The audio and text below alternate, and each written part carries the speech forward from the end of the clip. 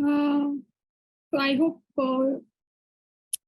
from this FDP, all the participants getting a lot of knowledge regarding research, how to conduct research, especially qualitative and quantitative. And I'm just waiting for our resource person. So far, we have 18 participants. And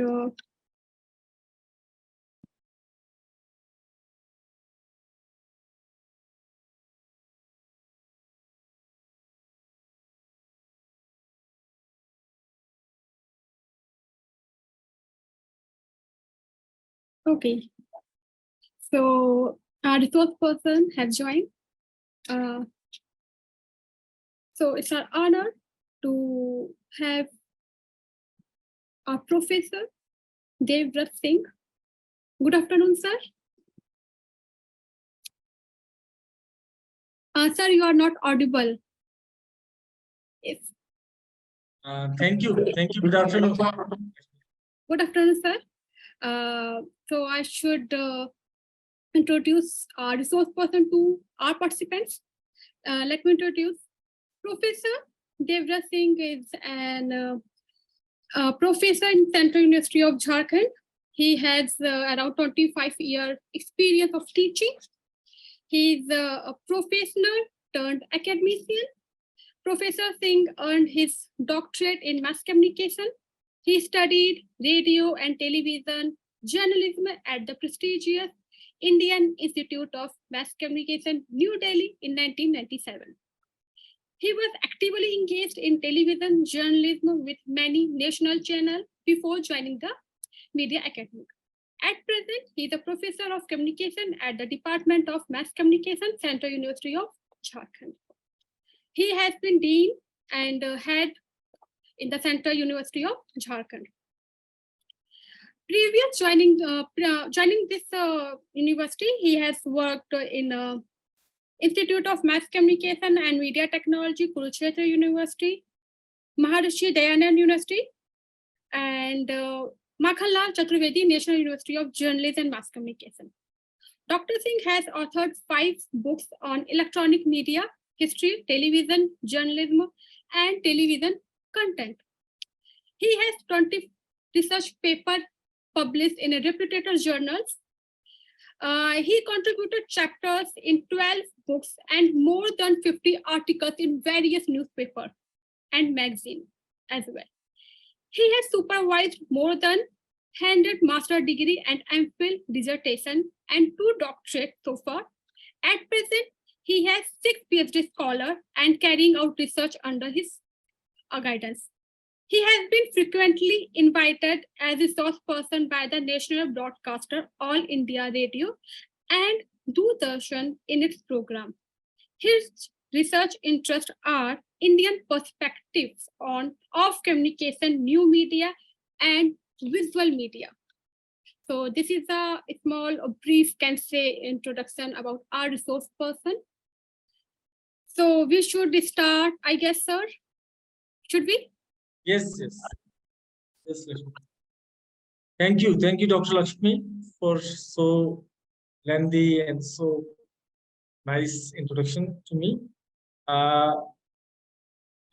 First of all, I would congratulate to all the organizers, especially Dr. Movina Chakravarti and other organizers, Sayang and other people, Sayak, I think, other participants also, that they are organizing such a very relevant workshop, or we can say FDP, Faculty Development Program.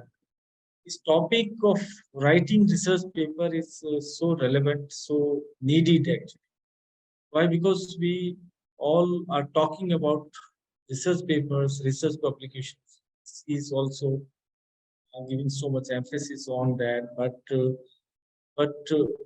how to write a good research paper and where to publish, what are the nitty-gritties of researching, and what are various research methodologies. These needs special attention by the educational institute.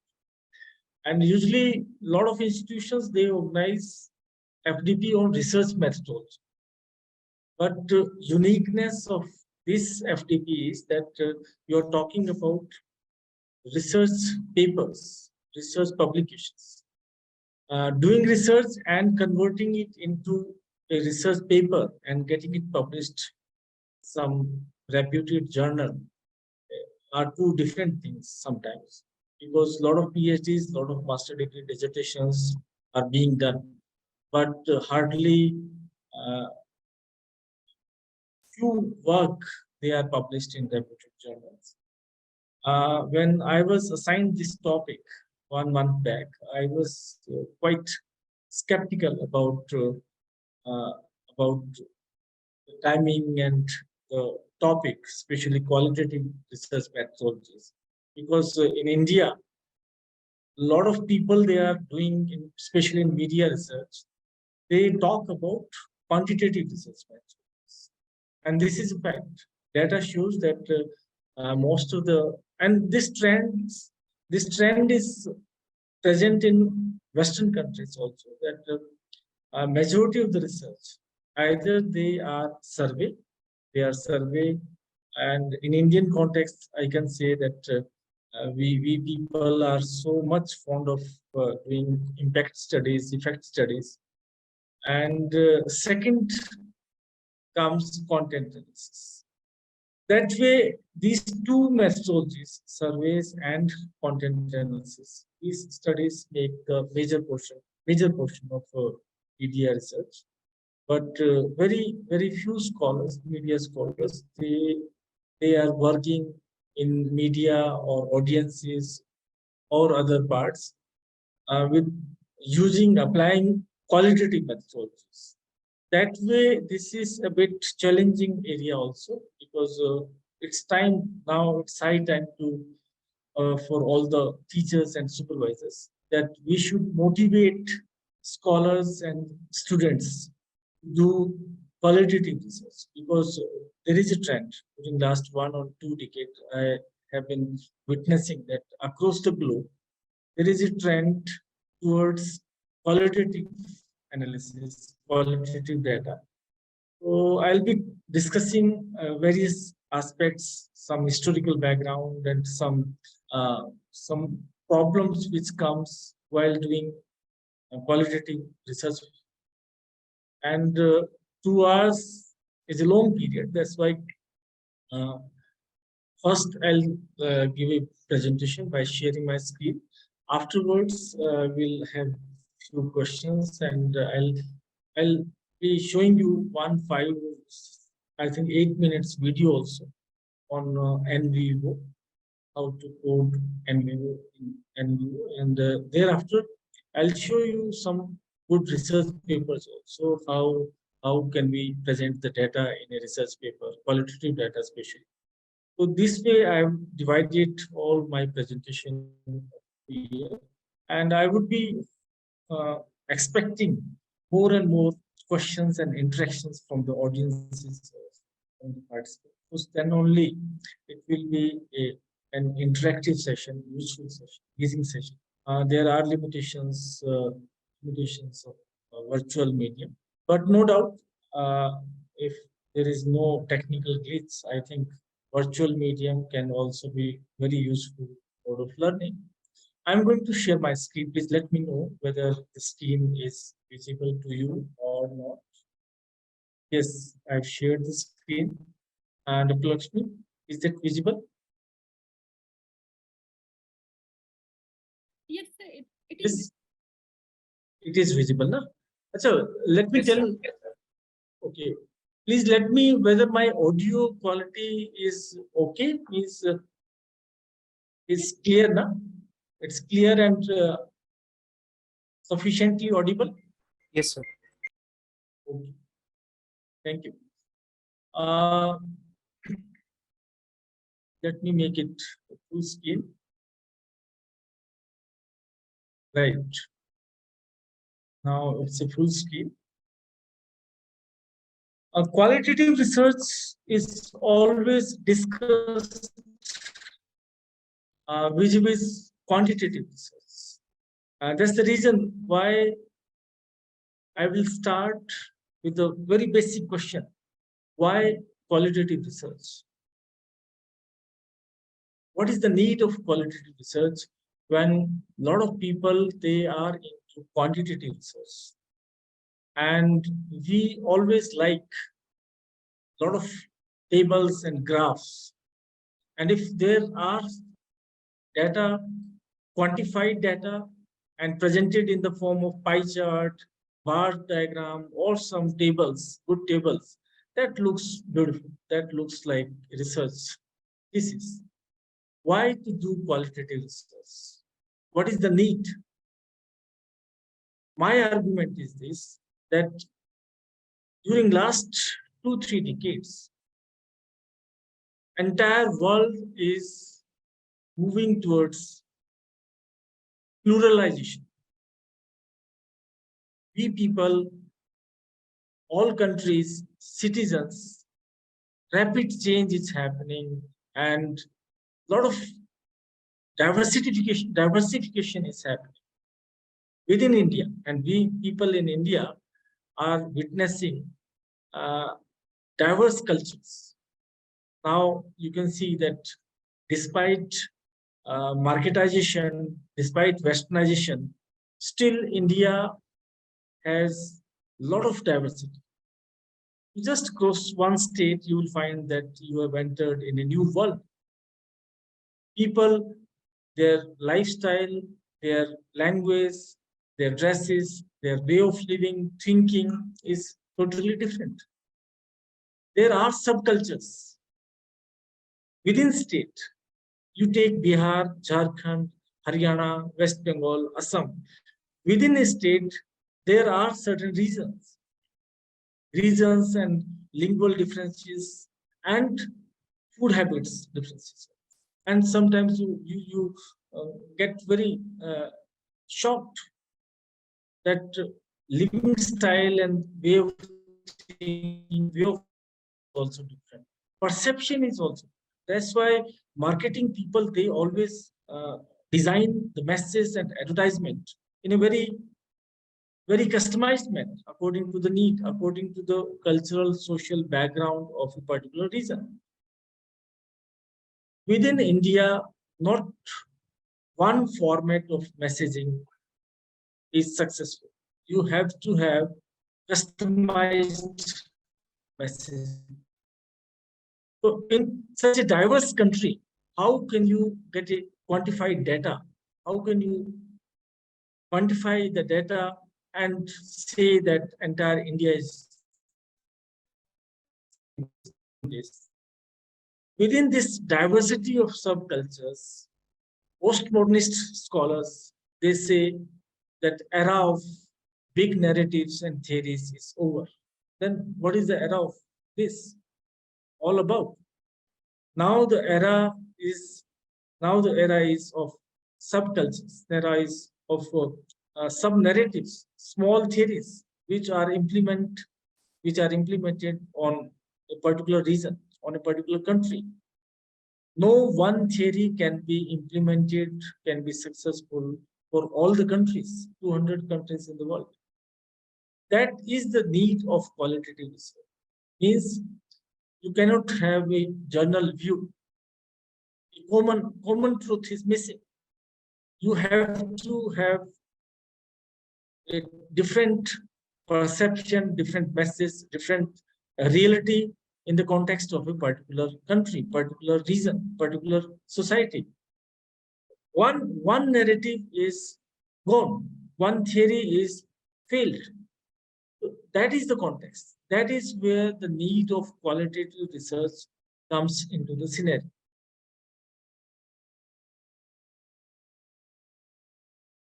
During 3-4 decades, more and more scholars have realized that even science, especially in the field of social sciences, science produces certain truths, but those truths are not applicable in societies, different societies. There can be scientific truths about physics, chemistry, and many other fields. But in social sciences, there cannot be one single absolute truth. That is the limitation of quantitative research. And even now, scholars have realized slowly that objectivity, which is most valued concept in the field of research, in society, in matters of human beings, objectivity is myth. Now we are strong enough to accept this fact that objectivity is a myth. We all are humans, and entire data processing, entire data collection, entire report writing is done by the human beings, and humans cannot be objectives. Maximum we can claim, maximum we can do is that we can reduce the level of subjectivity, but there has to be some subjective approach.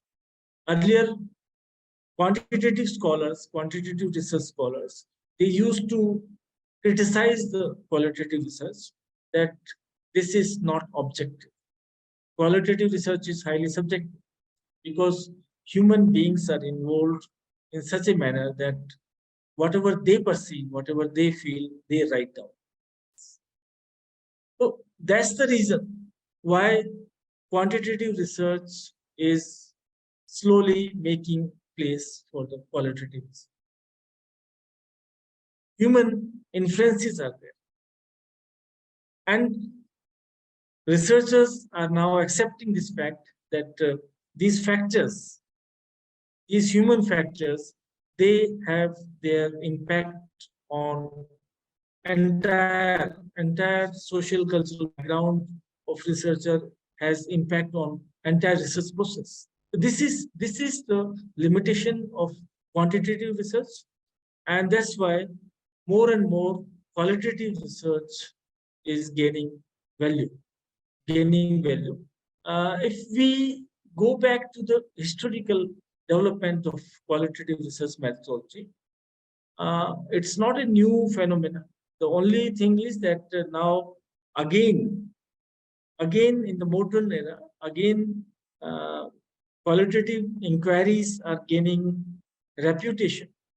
They are being recognized by the research fraternity, researchers fraternity. Long back, psychology and social sciences have been using experiments and monographs. Like psychology is very quantifying thing. And now they are using observation and other methods also.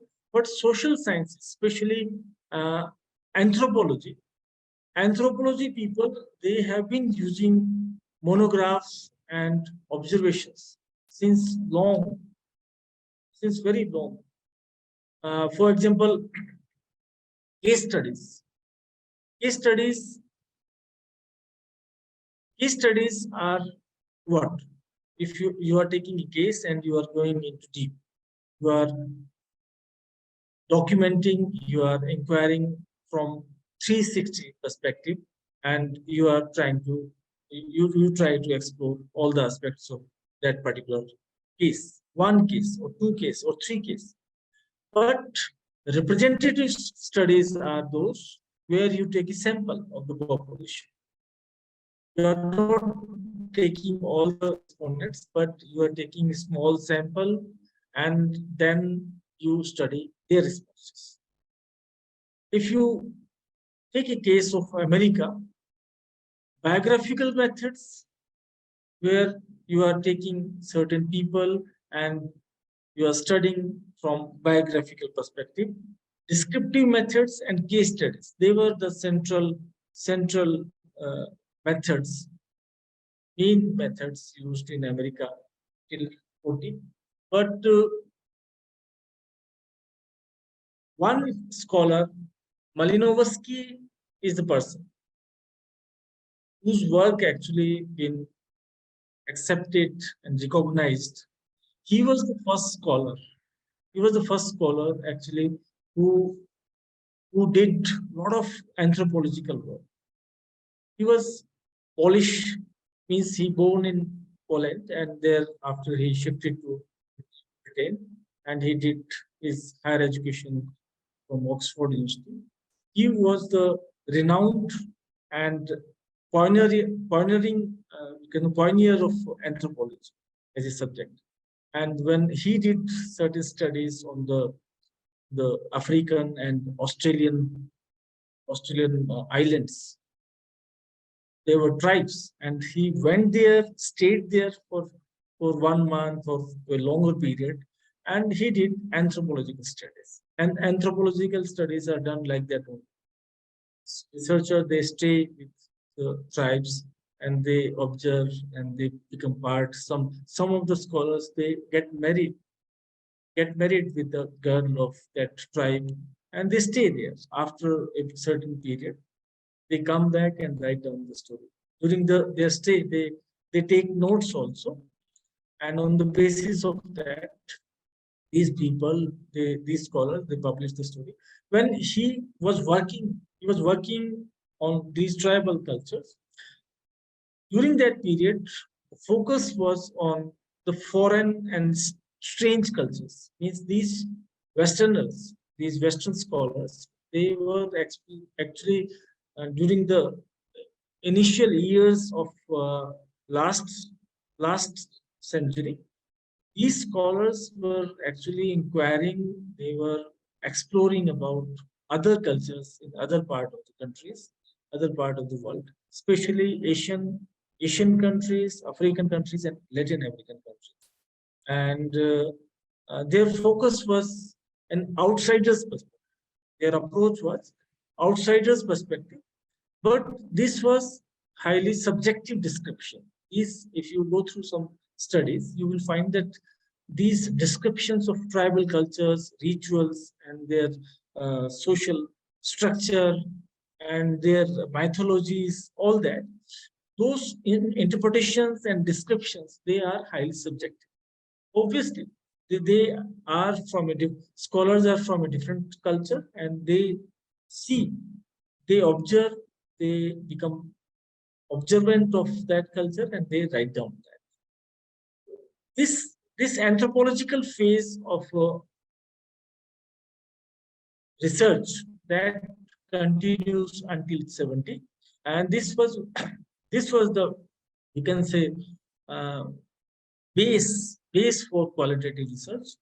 And otherwise, a lot of scholars, they used to criticize the qualitative research. And anthropological studies, they are completely based upon qualitative research. They hardly do any quantitative. This book is also quite mentionable, Boys in White. This book is also one of the pioneering study. It was done in 1961 in America.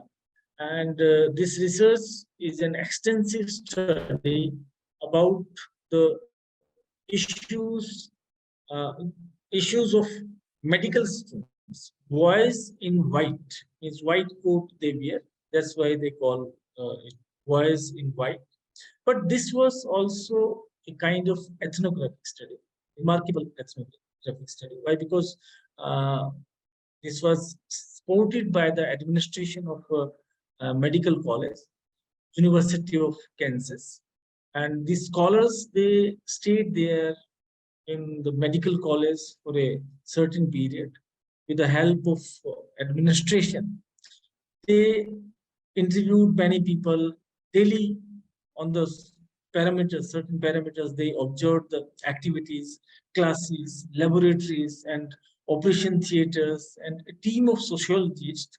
They kept on their presence in the medical college, and afterwards they wrote a book. They did this study, and the purpose was that what are the difficulties, what are the aspirations, and what is the nature of learning, difficulties, and value system, and how these doctors, would be doctors, they would perform in the society when they will become a doctor.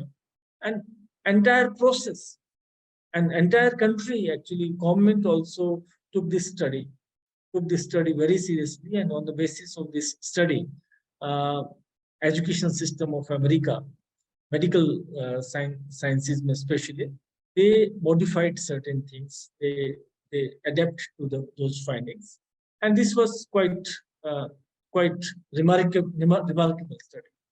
Another very important book, which was published in 1967, this discovery of grounded theory. Now we talk a lot about grounded theory. This was the book actually which propounded this theory by Glasser and Strauss. These two names usually we all know and we talk about. Actually, Boys in White was a study, but this book, Discovery of Grounded Theory, this was the first book which established the fact, established this argument that qualitative data can also be a base for the theory building. Usually what used to happen, that people would use qualitative data, use ethnographic data, just for the description and elaboration in the research. Their main research will be quantitative, main finding will be quantitative, but they will use ethnographic methods just for elaboration, just for adding some value to that, qualitative value, some description. But this was the book, these scholars actually, they established this fact that no, qualitative data, qualitative research is not only for using some elaboration, giving some elaboration or description. This data can also be a basis for building up a theory. And for the first time, qualitative research was legitimized. This was a milestone. And after that, a lot of ethnographic scholars and qualitative researchers, they used to refer to this book. They used to refer to this theory, grounded theory, and people started recognizing this methodology as one of the important methods. Even today, some qualitative researchers, they doubt on this, whether grounded theory or qualitative data that can be a basis or not. In Indian context, you all, I believe, must have heard about the name of Professor Srinivas, M.N. Srinivas. He is one of the renowned, most prominent sociologist and anthropologist in India. Born and brought up in Mysuru, he worked on the village society of Kurg. And throughout his life, Srinivas focused on 2-3 points: Indian society, caste, religion, and social change. And because he was a sociologist and anthropologist, he used observations as methods. A lot of field work. He kept on visiting villages from one place to another place, and very, very seriously and meticulously, he observed the changes happening in the Indian society after the independence, even before the independence also. The terms Sanskritization, you must have heard somewhere. Sanskritization, where so-called lower caste people, they imitate the lifestyle and dresses, food culture of upper caste, just to upgrade their social status. This concept was given by M.N. Srinivas. Concept of dominant caste, westernization, where Indian people, they are actually following or copying or imitating the Western values, Western lifestyle. Dominant caste. Dominant caste means those castes which are having political dominance or economically or socially they are dominant. Secularization. These all terms was propounded, given by Professor M.N. Srinivas. And this book, every media scholar must read, at least very small book, Social Change in Modern India. This is written, this is mistake. Modern India, Social Change in Modern India, 1966. And very succinctly, M.N. Srinivas explains about how Indian society is changing and moving, marching towards the modernity, slowly adopting, and what is happening to the caste, and what is happening, religion, and how new kinds of environment is coming up in the village. That way, post post independence period, Professor Srinivas is one of the most prominent sociologists and anthropologists, and he based his entire work on qualitative research, qualitative data. That way, Indian, later on, Professor Guruve, he was also one of the anthropologists. And we media people, media scholars, we must remember that in qualitative research, all all credit goes to sociologists and anthropologists, because we media scholars have not very seriously, keenly learned qualitative methodologies and adopted qualitative methodologies in media research. That way, theoretically also and historically also, sociologists and anthropologists, they are the people who should be credited for for the addition and for improvisation is qualitative methodology. Media and communication research, as I told you earlier in the very beginning, that we are so much mesmerized by the uh, impact studies and content analysis that even today, if you conduct a survey of all the PhDs done in the field of media and communication, or all the master degree dissertations across the country, you will find that more than 60-70% researches are done either in the form of survey or some content analysis, film or television or website or some radio, impact survey, impact studies.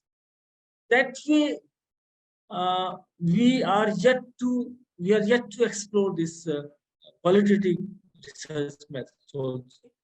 I know many people, they are doing visual analysis. Some very rare, I observe very rare ethnographic kind of research, like media people, they are interested in virtual ethnography. Some people, they do virtual ethnography. Observation, hardly we apply this method as a methodology. Observation and experiment, we never do experiment. That way, poor understanding of qualitative research from one generation to another generation uh, goes on, and we keep on focus on the quantitative research. But I think it's high time to learn this method also, because across the globe, a lot of journals, they are specially dedicated to the qualitative research. They would be happy to take your paper for publication. Now, one by one, I'll discuss about what are the issues involved in qualitative and quantitative. One thing is very clear, that quantitative approach has dominance in the field of research, as I told you. All right. Exploratory study with open interviews, sometimes we do. Most of us, we do interviews, we apply interview in our research, but we keep the questionnaire also side by side. We do a sample survey, but along with that, a small group we interview. That way, both types of data, qualitative as well as quantitative, we use in our research. but quantitative data leads the final results. This is a common trend. Major findings, conclusions, and the main argument in the research that will base upon the quantitative data, and qualitative data plays the illustrative part. This is, and if we are in 2023, if we are discussing this full debate, qualitative versus quantitative in terms, I think this is a false debate. We should stop doing such kind of rivalry. There is no contradiction. There is no fight between qualitative and quantitative. Rather, I would say both are complementary. Both are supplementary to each other. Where quantitative fails, qualitative research comes into the scene. That should be the approach. Both are not against each other. If we see, what do we do in quantitative research? Quantitative research, suppose we use questionnaire and we give certain options to the respondent. What do you watch on television? Which film or which serial do you watch? You give certain options. Which media do you use for news? Television, newspaper, magazine, or website, or radio? They simply tick. And later on, we analyze their frequency and distribution across the whole sample. That is what we do in quantitative research. And the good thing, usual thing is that quantitative research, we try to generalize the findings. Generalization is the key characteristics in quantitative research. There is a universe, is population. We take a sample, random sample or some other sample, and on the basis of the findings of sample, we give a generalization, general statement that youth of India, they like this leader as their prime minister. Second number leader is this. But qualitative data, qualitative findings, they are not for generalization only. They are for exploration. Because their sample is not always random. Is not big. Actually, that is not for generalization. We should not expect generalization from qualitative data. Qualitative research, qualitative approach is to dig out some insights, to get some insights in the experiences and opinions. Interviews are not analyzed on the basis of their frequency. Interviews are analyzed and compared, and we create a typology. We develop certain themes out of the interviews. This is not for generalization. On the basis of qualitative data, there should be no generalization statement, generalized statement. This is for exploration. For example, even if you design some questionnaires, there can be a pilot study before that. For developing a good questionnaire, you can do a small pilot study, and during pilot study, you can get you can do 10 or 15 interviews.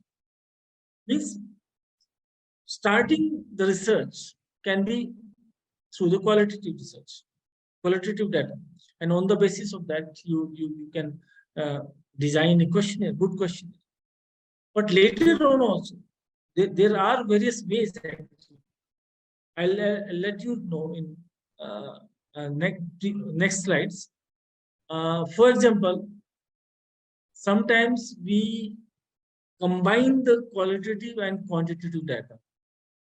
This is also one format many researchers they adopt. They design a questionnaire and they include open-ended questions in their questionnaire. Some questionnaires, some questions are close-ended with certain close answers, but some questions are open-ended, free text questions. For example, what do you think about the bad impacts of smartphones on children? Lines, 1 line, 2 line, 3 line. Now you are asking the respondent, you give your opinion, a brief opinion. This is a kind of combination, means you are within the same questionnaire, you are combining quantitative data, quantitative questions, and some questions are qualitative. This is also one form of combining, but this is not explicit combination. Okay, on certain variables or certain parameters, certain questions, if you are keeping 2-3 questions, no problem. But questionnaires are not made for that. Questionnaires are basically quantitative data. Questionnaires are basically to get the quantitative data. That is the purpose. Sometimes, because our inclination is towards quantitative data, this happens because of that. Sometimes what we do, we conduct open and narrative interviews for qualitative data. Narrative interviews, there can be semi-structured interview or narrative interviews. Keep on discussing, talking to the people freely. You have observations also. Observations of certain subjects, 1, 2, 3, 4, 5. But while discussing, while interpreting, or while presenting the data in the paper or in the study, you try to quantify that data. How would you quantify? This is not a good practice. I'm not supporting that. Just giving example how the researchers they try to quantify the qualitative data also. For example, 5 of the 7 interviews have said this. Suppose you have taken 20 interviews, and later on, when you are talking about the data of qualitative data of responses of those interviews, you are saying 5 of 7 interviews have said this. It means you are talking in terms of quantification. The majority of the answers focus on this second term. This is also the same phenomenon. This is not a good practice, because interviews and observations, they are not for quantifying. Their qualitative data, their responses, their observations, their experiences, actually that is not meant for. You are not expecting to give that data in the quantified. This happens.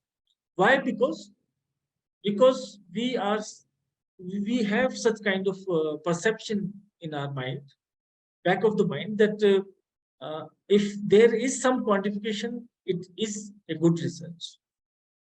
It is a good research. But of course, sometimes you can use this, nothing wrong in that. But main argument of the research, that should be qualitative. At some places you can talk like this. I'm not against it, but I never use this kind of lines that 5 of 7 interviews have said this. Majority of the answers are like this. No, I never quantify the qualitative data. But some people they use. But my argument is that if you're doing qualitative research, then your main argument should base on qualitative. There can be four major methods major forms of, we can say, integration of both the methods. For example, when you are integrating nowadays, it's a time of mixed method. A lot of scholars, they are doing triangulation. They are using multiple methodologies. They are mixing, and this is good. Nothing wrong in that. If you are using qualitative method for two objectives of your research and quantitative method for two other objectives of your research, nothing wrong in that. Later on, you can integrate your data, integrate your responses and findings. There can be four methods, four approaches, you can say. First is continuous collection of both sorts of data. Means simultaneously, you can collect data of qualitative as well as quantitative methods. Means you can do a survey and simultaneously you can conduct interviews in between, wherever you feel that this is the right respondent.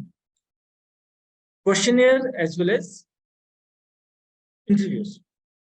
But some scholars, they first quantitative data they collect through questionnaire.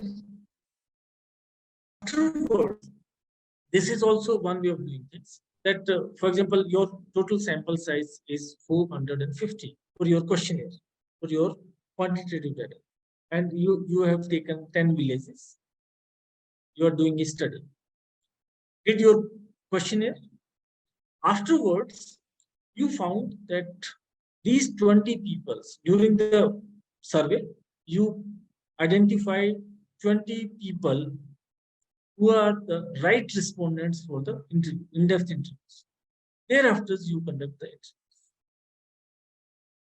And later on, you can interlink or integrate the responses of questionnaire as well as. Third point is start with exploration, means you can start with qualitative data. Then you can do questionnaire, is quantitative, and then again you can do some interviews. As I told you earlier, that you can start with primary pilot study for questionnaire, pilot study for qualitative data. Small.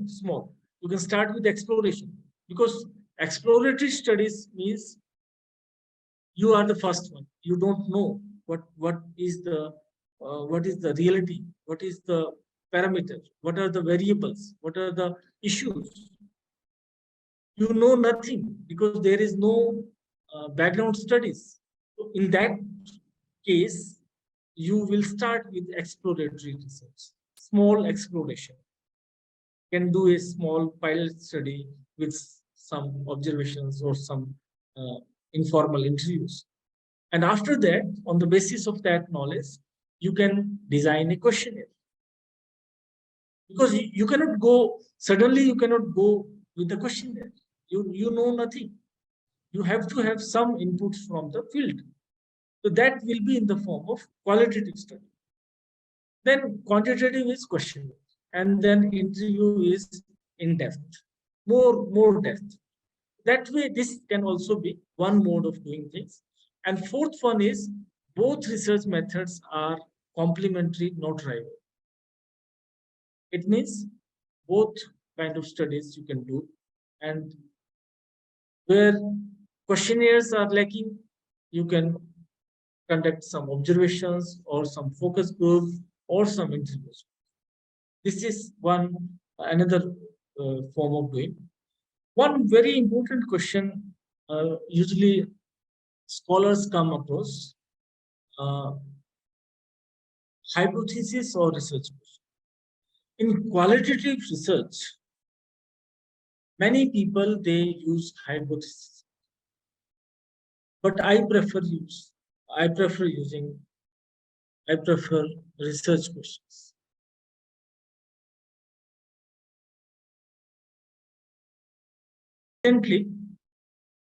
Recently, I have completed one major research project from ICSSR. And the topic, the title was, this was about a study on the empowerment through smartphones among Uran tribes. In Jharkhand, there are three dominant tribal groups, tribal communities: Santhal, Munda, and Uran. Although 32 tribes are there, but these three tribes are dominant in terms of population and participation in the public life and politics. Uh, the purpose, objective of this research was that to find out how smartphones and mobile phones, they are reaching to the remote tribal areas, and whether smartphone is empowering them. Through smartphones, are they being empowered? Are they feeling, are they getting something which can be identified as empowerment? So there can be two hypotheses: null hypothesis or alternative hypothesis. Null hypothesis, you must be knowing that when there is no connection between two, uh, two variables, like greater reach, access, and adoption. These three things I used: greater reach, access, and adoption of mobile phones has no effect on empowerment level of Oraon tribe in Jharkhand.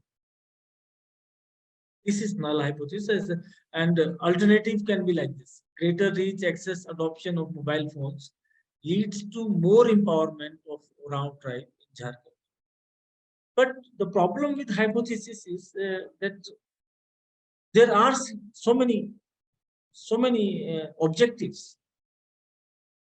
How many hypotheses would you design, and how would you check afterwards? Better you go for research questions. Better you go for research questions. Research questions are easy to design, and there can be more than 10 research questions. And research questions keep the research on track also. Why? Because for each question, you can have a separate thing, separate method, separate, we can say, focus. With the same methodology, research questions can be like this: what is the level of reach, access, adoption of mobile phone in Oraon community? What is the usage pattern of, now usage pattern is the keyword. What is the usage pattern of mobile phones? How do they use? Then comes, how does mobile phone contribute towards the social empowerment?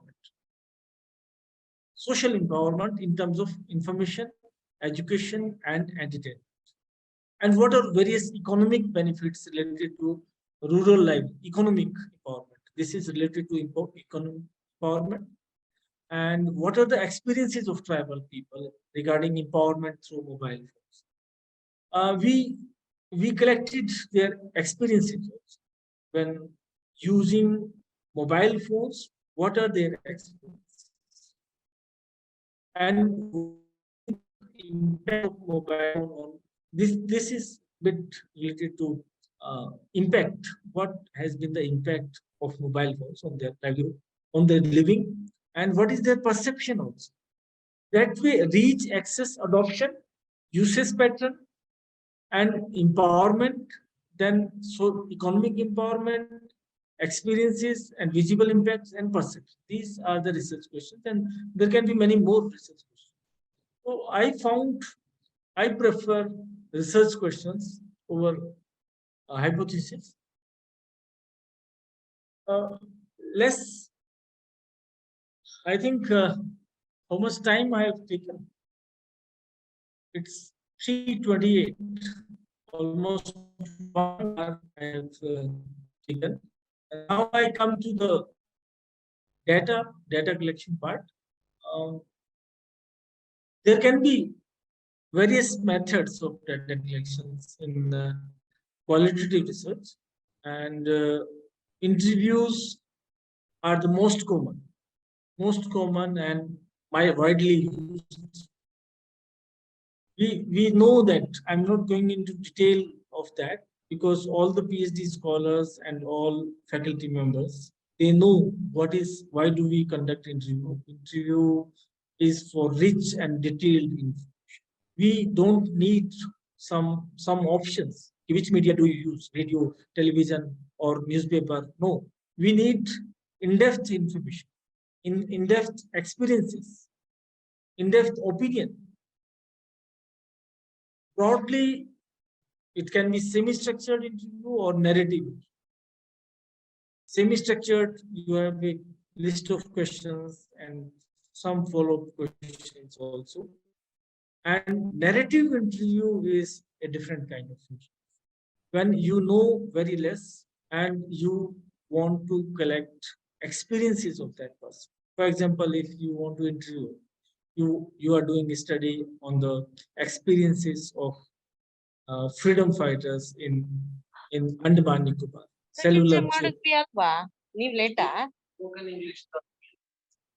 ಅದಾದ್ಮೇಲೆ ಈಗ ಹೇಳ್ತಾ ಇದಾರಲ್ವಾ ಅಲ್ವಾ third sem ತಾನೇ ಮಾಡ್ಬೇಕು. Oh, can you please mute? Please mute. All right.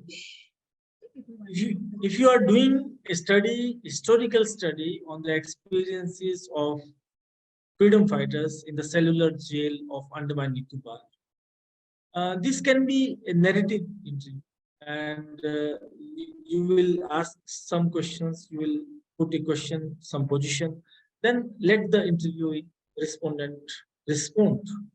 Don't interrupt. And that will be a life story. That will be a long experience story.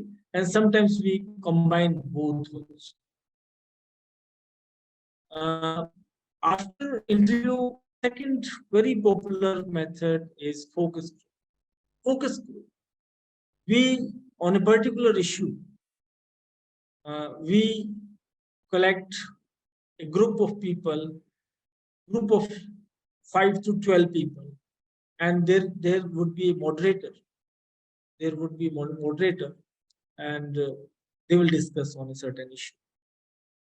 And there would be a stimulus also, because sometimes moderator moderates the discussion debate, but unless until there is some stimulus, some question, some statement, or sometimes you can see, you can show a short film or some advertisement or some cartoon or some image, and on that a discussion debate can start. You can decide whether this group would be heterogeneous or having similar background, whether they should be knowing each other or they should be unknown to each other. What should be the size of the group? What should be the place of focus group? That is also important. And whether you are going to record that through with the permission of the participants, record that through the camera, video camera, or some audio recorder. And role of moderator is very important. I tell you one example. We also organized in this empowerment study, we also conducted certain focus group. And first, inviting people and asking them to sit at one place is a challenging task, unless until you have a rapport or some local person is not with you. It will be very difficult to ask people and to convince them to sit at one place. In Haryana, UP, and Rajasthan, where there is a gender issue, can ask ladies and men on the same place. When a lot of ladies, they would be under gungat. So that way, what should be the group? What should be the age? Whether all ages people they will form the group, or they should have similar background. Caste also plays important role, and place also, because in northern part of India, if females, especially in Rajasthan, Haryana, they are invited to a place where panchayat ghar, they will not, and they will not be able to participate freely. They will not participate in the discussion freely. That way, conducting focus group is an art, and proper training and training is required for the moderator. And recording itself is a problem. If you switch on the camera, maybe many people, they feel shy and they will not speak up freely on the issues of controversy. There are certain issues people don't speak up. In Indian society, Indian context, people don't speak up so easily. And that's the reason why we continue. Whenever we are using interview and FDP, means focus group discussions, we should be clear where to use interview and where to use focus. It's not always required. It's not always required in research that, okay, let's do some interviews and or 2-3 focus. What is the purpose of interview and what is the purpose of focus group? We should be clear. Why? Because interview is for getting personal information, opinion on certain issues, and experiences of life experiences of that person. These 3 things are very, very important. Personal information, personal opinion, and experiences. And these things are personal. An Indian context especially, and Western also, nowhere. People don't usually share personal things. Personal experiences, maybe many people, they hesitate sharing experiences, sharing opinion in before the unknown people. That's why focus group is not required when you need certain personal information, opinion, and experience. Interview is best for that. Whereas focus group is used especially where issue is debatable, where issues are having counter views. Some people, they are in favor of this, and another group of people are against that.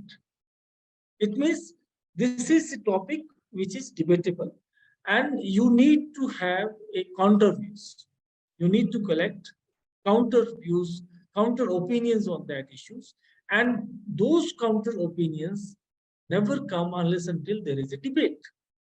For example, if in a village we invite certain elder people and invite certain young people, young lot, and we throw a question, an issue, that whether love marriages are good or arranged marriages are good.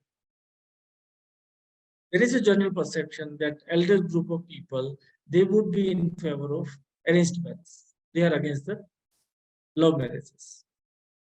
And vice versa also. Youngsters, they would argue in favor of the love marriages. They are more open. They are against the caste. They are having their more dynamic and pragmatic kind of opinion. And there are possibilities that there will be a hard discussion, hard talk between discussion, live discussions on that issue, and you can record that. And sometimes it happens that we argue very fiercely, we argue very actively, we participate in the discussion only when there is a counter, only when person sitting on the other bench is arguing which is not suitable to your opinion. Then you get involved in that. And focus group is for that. Focus group is that only, and you will get fantastic opinions, diverse opinions, different dimensions. But role of moderator is very, very. Moderator will keep the discussion on the track. Moderator will keep the discussion live. He or she knows that what are the questions, what are the variables, how to open, how to close, how to conclude, how to regulate the dominant people in the in the focus group, how to motivate or invite people who are reluctant, who are hesitant. This is the role of moderator. And how would you decode, how would you record, and how would you translate or interpret that discussion into your report, into your research paper? That's another question. That's another question I'll be discussing later on. Next method is very, very popular among qualitative researchers is observation. Observation, we talk participant observation and non-participant observation. This is also called data beyond talk, because interview and focus group is about talking. When you are collecting data from talking, asking question and talking. But this is not talking. This is beyond talk. This is participant observation. And many scholars, they use term ethnography instead of participant observation. Ethnography, sometimes we do virtual ethnography. Ethnography, we become part of that. We visit that place, we start living in that society with those people, and we keep on observing and make certain notes. Non-participant is when you are, for example, there is a school, or some children, they are playing in the ground, and you are sitting outside on the boundary of a football ground or playground, and you are very silently, without telling the students, you are observing, making notes. You have data sheet and you are observing that how many incidences are there of fighting between the boys, whether the fight was between boy and boy or girl and girl. What was the nature of fight? What was the duration of the fight? What was the cause of fight? So this way, observation is non-participant. But if you become part of a media house, for example, if you do an internship, 6-month internship, or that can be a good ethnographic research also, because during 6 months you keep all the records, what happened, what is the behavior, how do the journalists on the desk they do inside the newsroom. This can be a good ethnographic research on the working culture, inside working culture of Indian newsrooms. So this way you have to be part of that. And more and more ethnographic research needs to be done to get the real data. Virtual ethnography, I give you one example. This is an image of a Facebook group, Media Educators. I started this Facebook group long back in 2011. It's 12 years ago. More than 1,000 media educators across the country, they are member of this group, and they keep on sharing. Anyone can. One of the scholars, he became member of this group, and very silently, as a member of the group, he kept on recording, noting all the data about this Facebook group, how these 1,000 media teachers, they are participating, they are interacting. You can record the quantitative data, that how many posts, what is the frequency, what is the subject, how many likes, how many comments, but you have to note down the discussion. What is the nature of discussion among the members? What is the content of the comment and online interaction? This way, this would be a virtual ethic. And on the basis of that, you can create research papers. One more important area is visual data. In qualitative research, we use visual data also. Not always we quantify the data, but we qualitatively we analyze the data. We can use photos, we can use film, we can use videos also, and more scholars now they are using even in ethnography also, in interviews also. Interviews we record the video, and later on we transcribe the text. Similarly, in ethnography, when we visit and we stay there and with the tribal people or the slum area or somewhere to collect the data, we keep on clicking the photographs.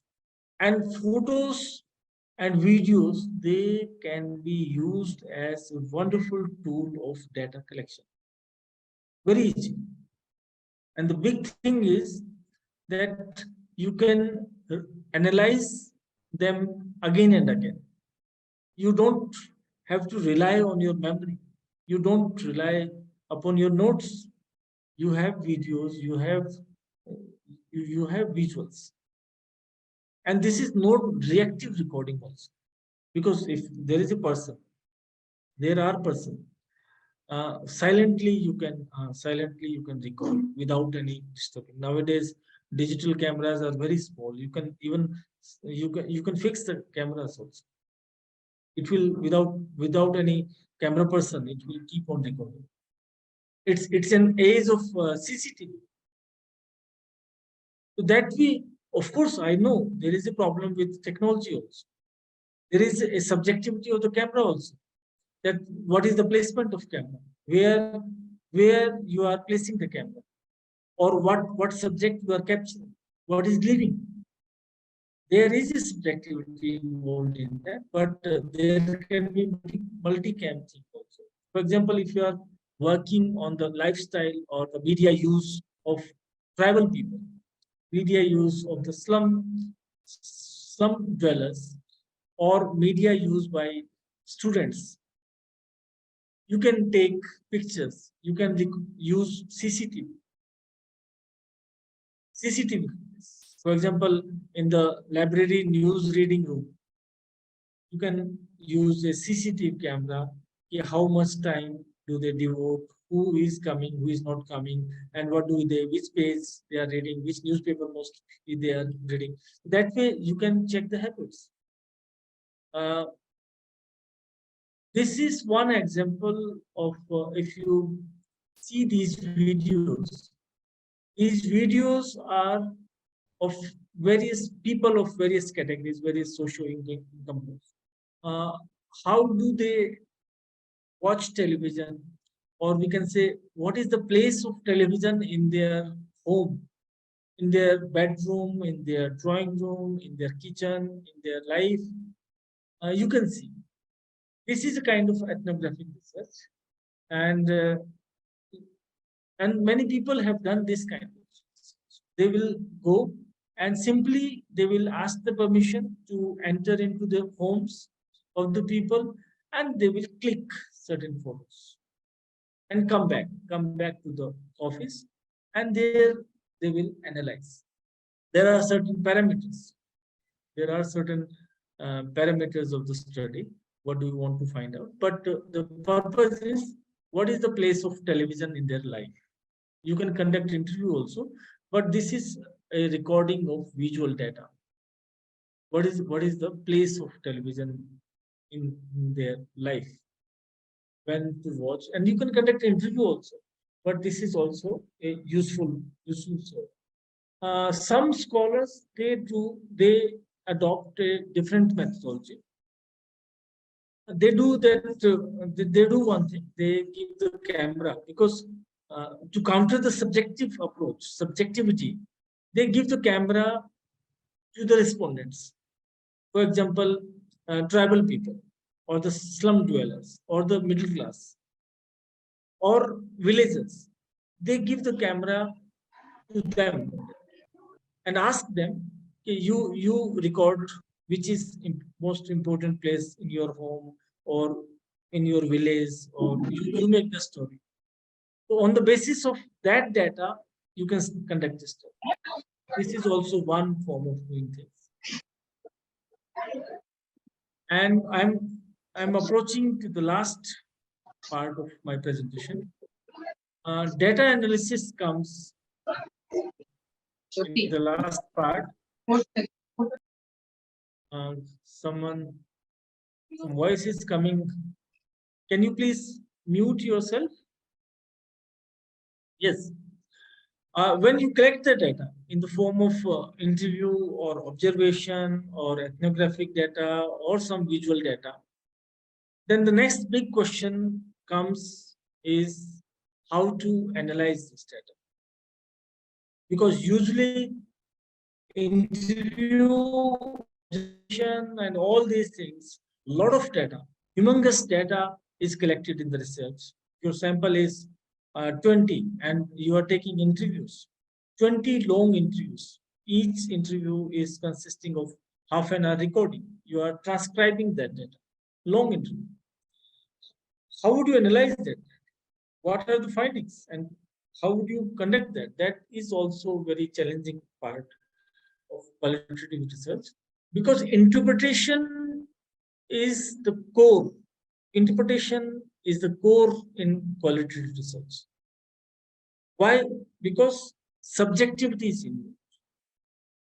If anybody is saying something, how you are interpreting that, understanding that and interpreting that. And in your research, you cannot give the all the interviews as it is. That will be the worst mode of presenting the data.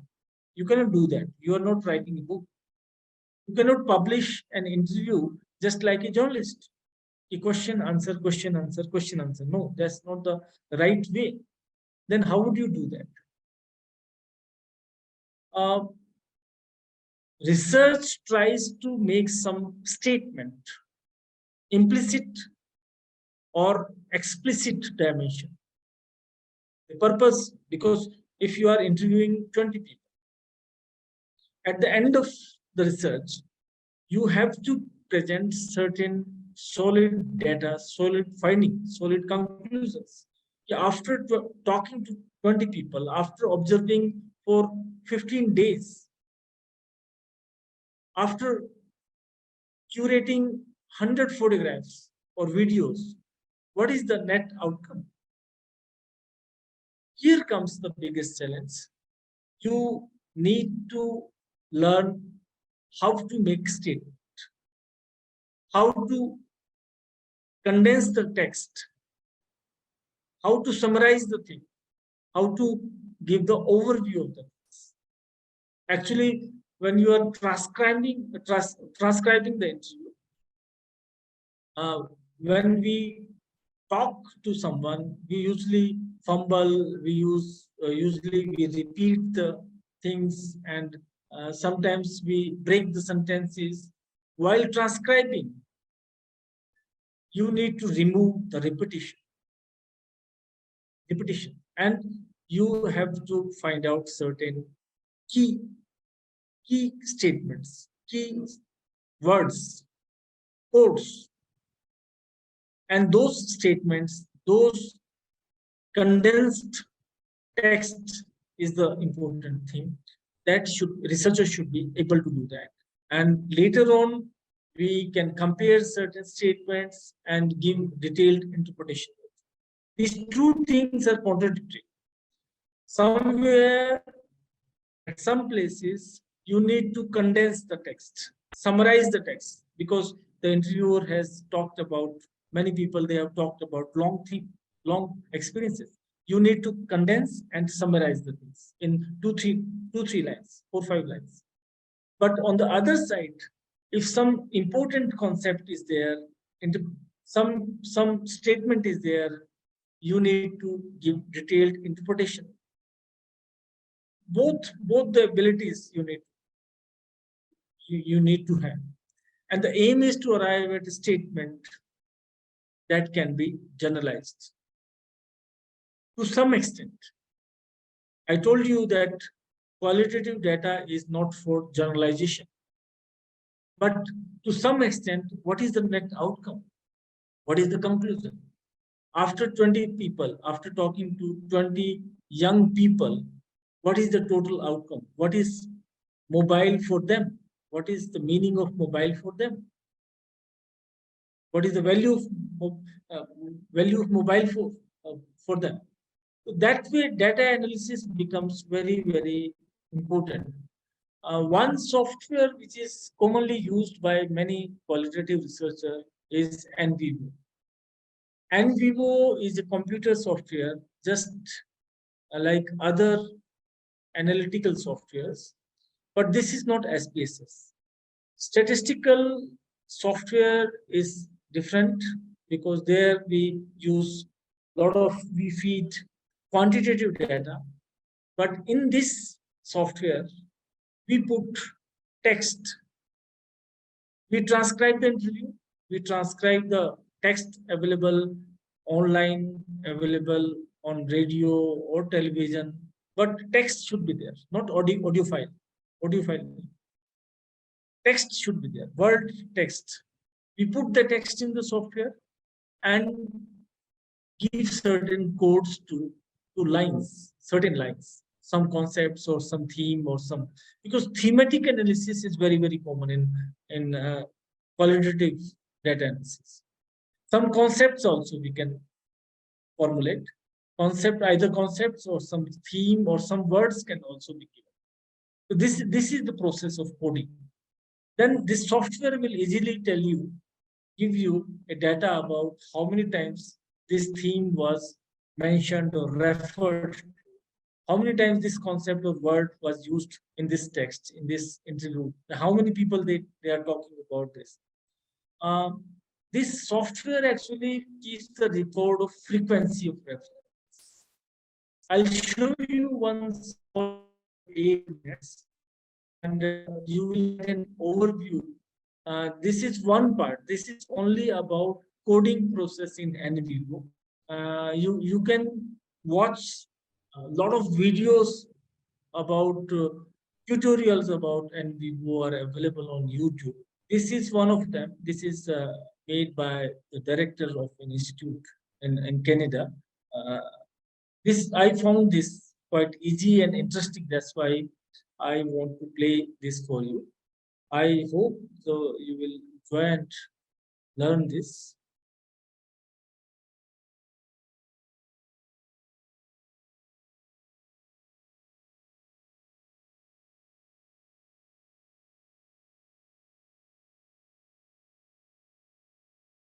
Yes, Dr. Lakshmi, is this visible? No? Video is visible? Yes, sir. Video is visible, na? Yes, sir. Okay, I'm. If I Sir, play, the video is not visible. The video is not visible. The PPT is visible. Okay. I think I need to is this.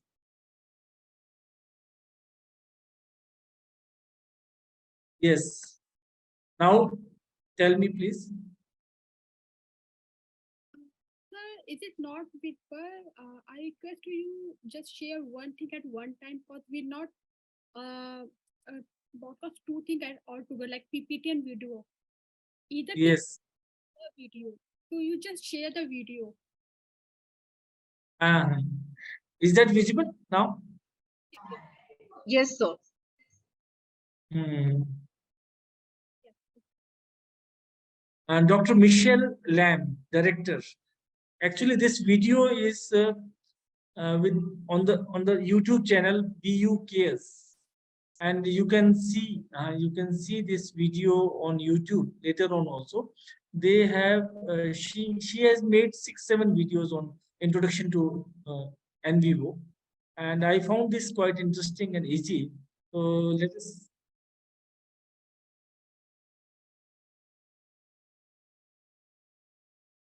Okay, I play it.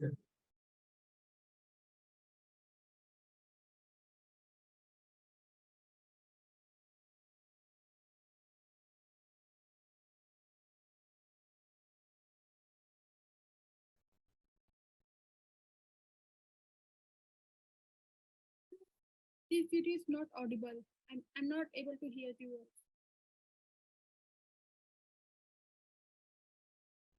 Yes, Dr. Lakshmi, you are saying something? This video is not audible to me. Video is not audible. Clear and audible, sir. Increase the sound.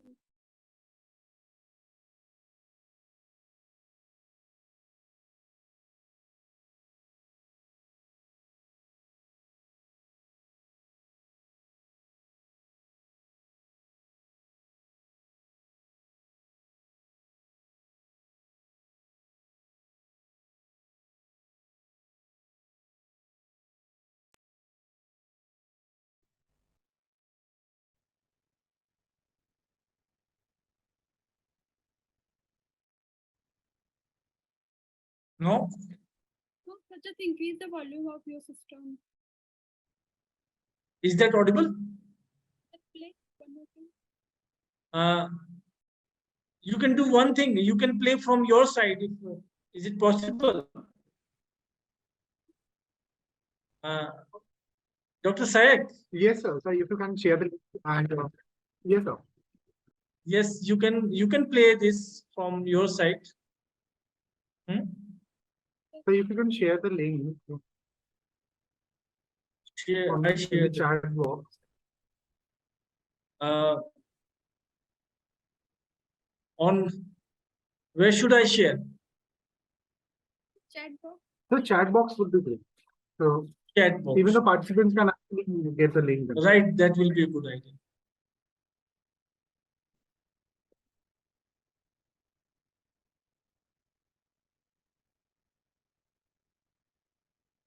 Yes, I shared.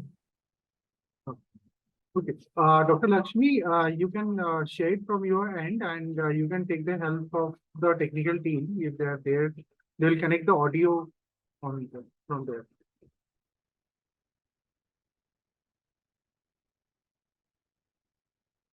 Shall I stop sharing my screen? Yes, ma'am. Yes, sir.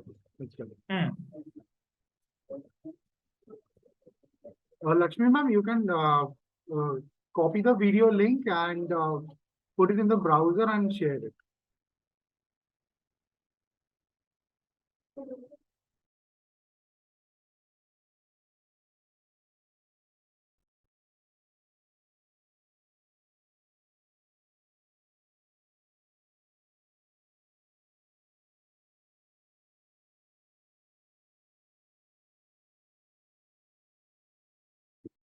Hey everyone, you've imported your transcript, you've got everything in Vivo ready to go, and now it's time to start making codes. So this is for the analysis. If you're brand new coding, this is an You know, just share the screen. to code your transcripts in a qualitative project. Okay, so you can see in this in Vivo that I've got a transcript open. I used publicly available.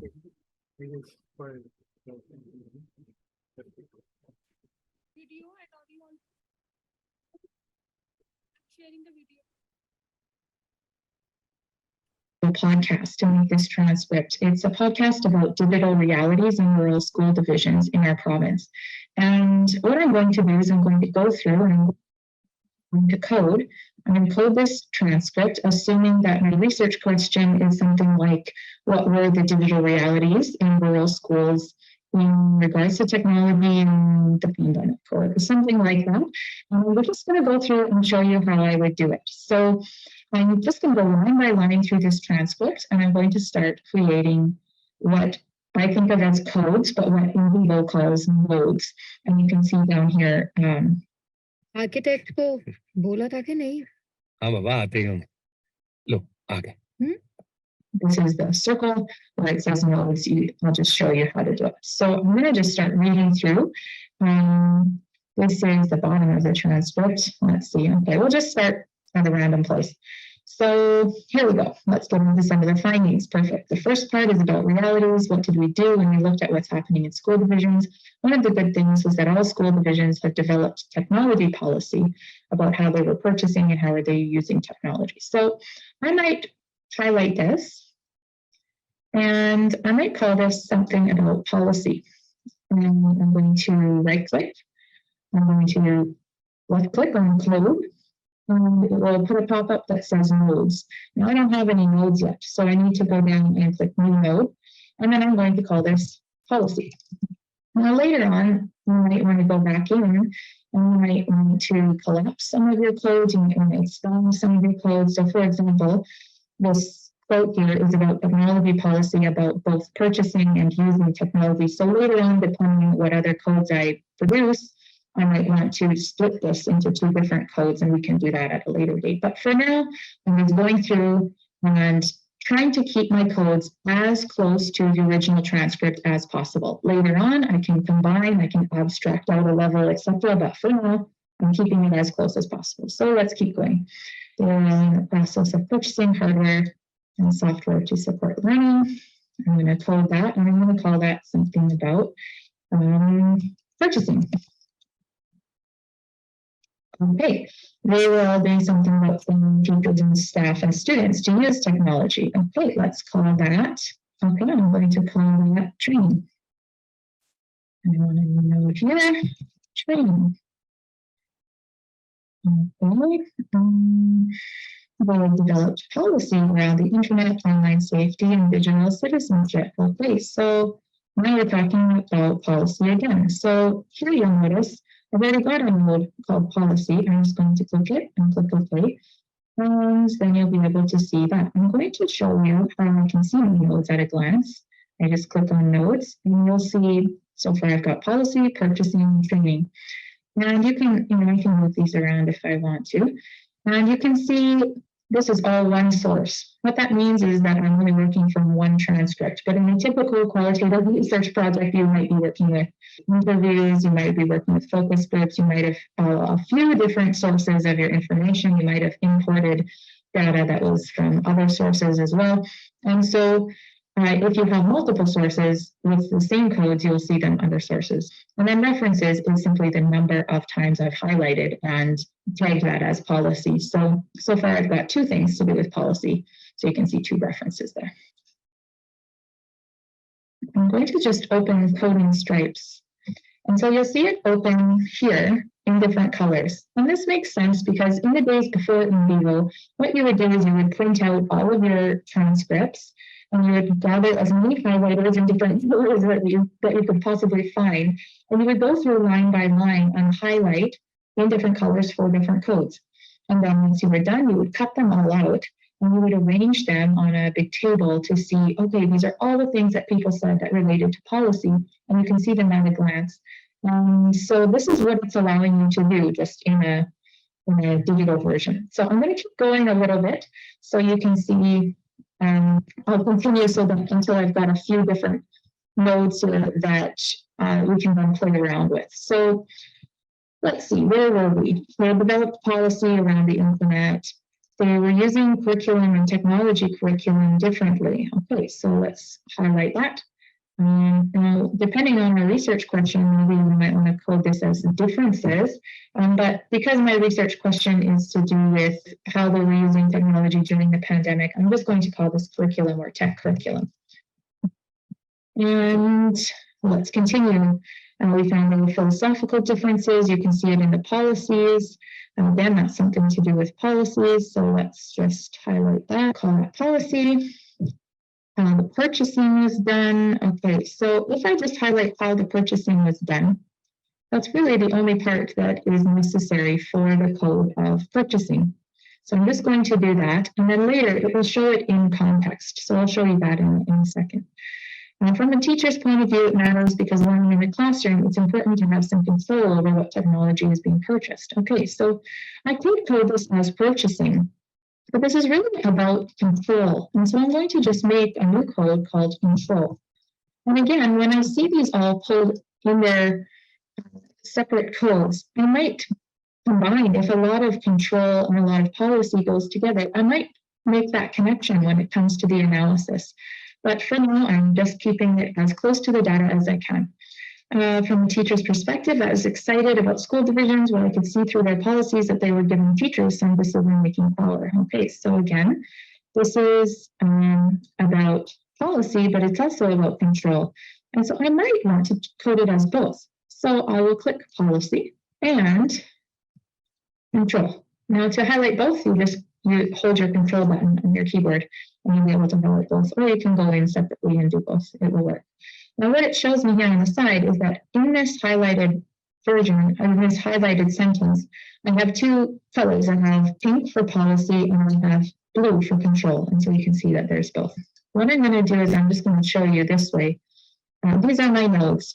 And you can see I've got 4 references for policy, 2 references for control, 2 references for purchasing. And let's say that I've gone through and I've done 10 different transcripts, I have hundreds of references, and I'm at the point now where I want to begin analysis. I'm going to double click on policy, and you can see that it pulls all of the things that I have. I'll just zoom in so you can see it better. It's going to pull all of the things that I've highlighted and show me them all at a glance. So here we've got one quote. I'll scroll down. It shows me the reference. It's got the second. Here's the third reference. It's got the third, etc. You can see at a glance all of the different quotations relating to that code. And that's really handy when it comes to the analysis, rather than having to try to search through a big document to find those quotes. It's also handy because when it comes to the analysis, you're going to start making a different schema or a different way of organizing your data that shows new connections or shows new findings that you've arrived at based on what's in the codes. And so it allows you to do that very quickly. There are other things you can do with codes. You can classify, you can create connections and maps, and there's a lot you can do in vivo. But this is the basics of how to get started with code.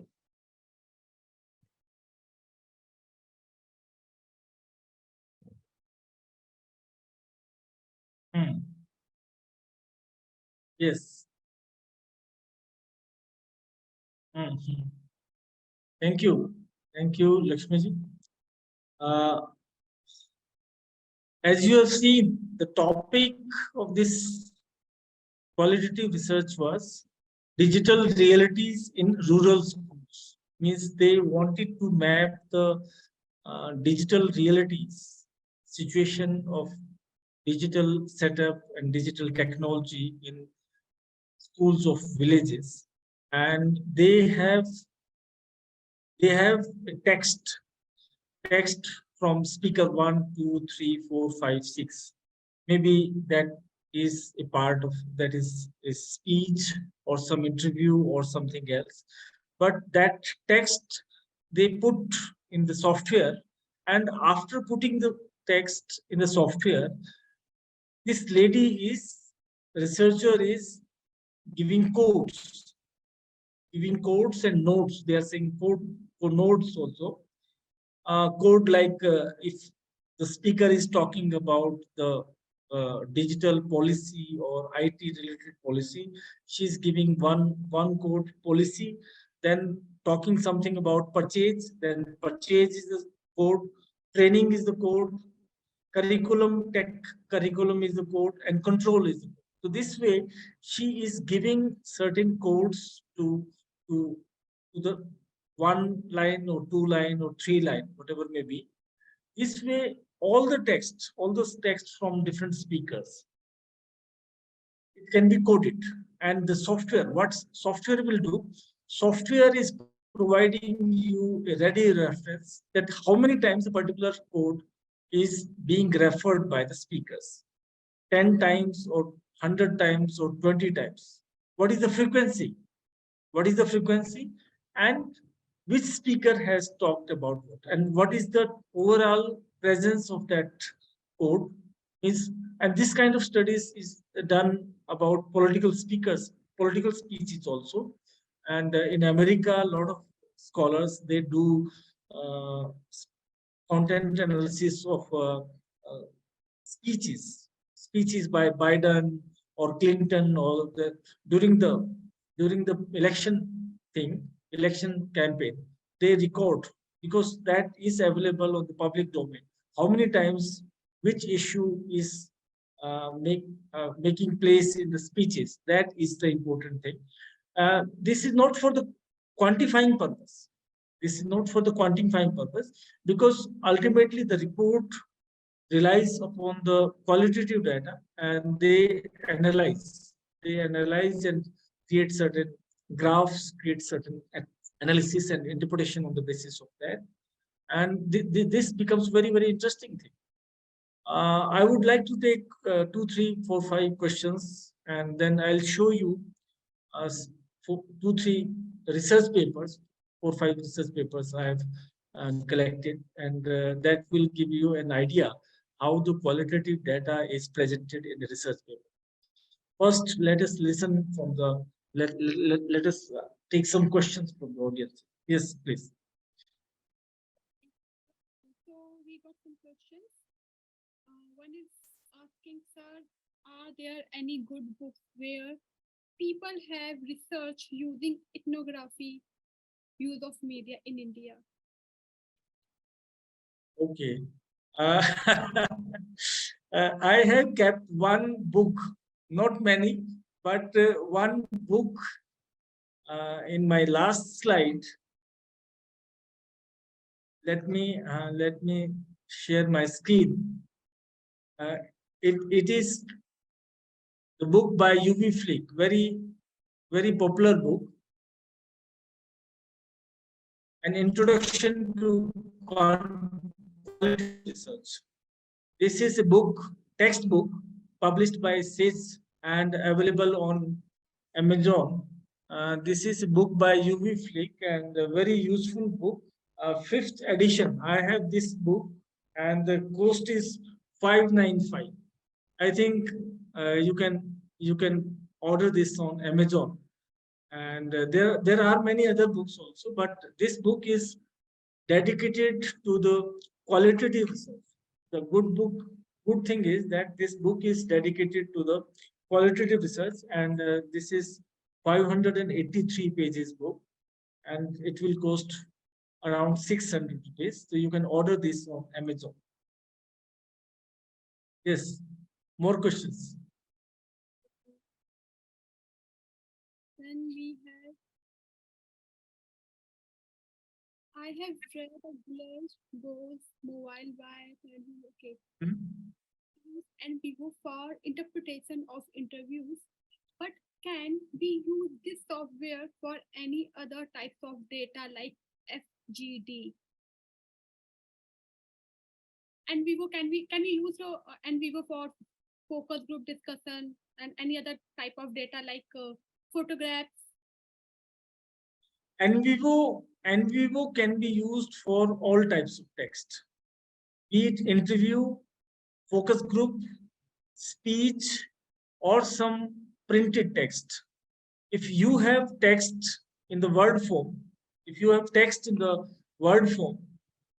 this is not for images. Images can be imported in this software, but that need to be given certain codes.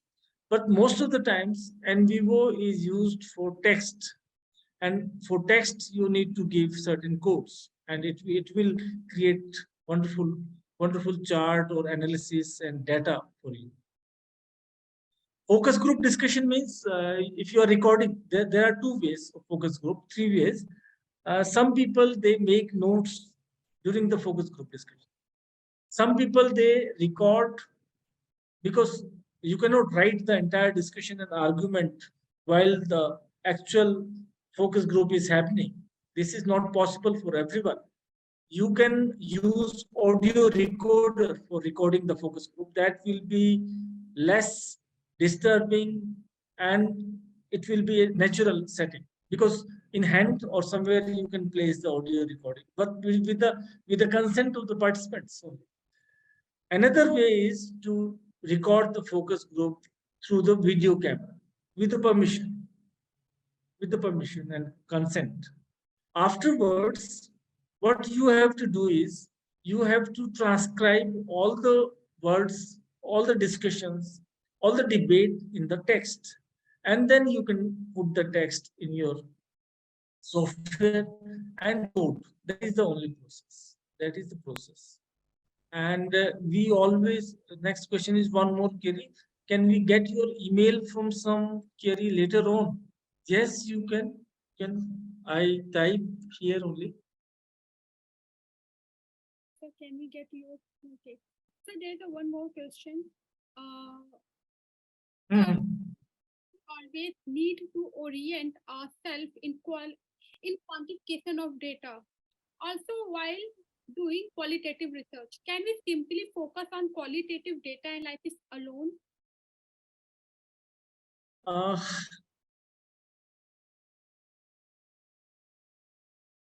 yes, this is a question orient ourselves to quantification of data also while doing qualitative research. Can't we simply focus on qualitative data analysis?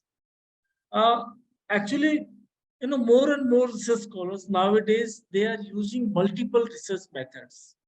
That's why mixed research methods is becoming very popular among research scholars, media scholars.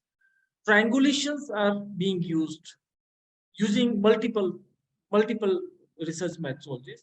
There is no bar, there is no problem in using only one approach. If you want to use quantitative, go for quantitative.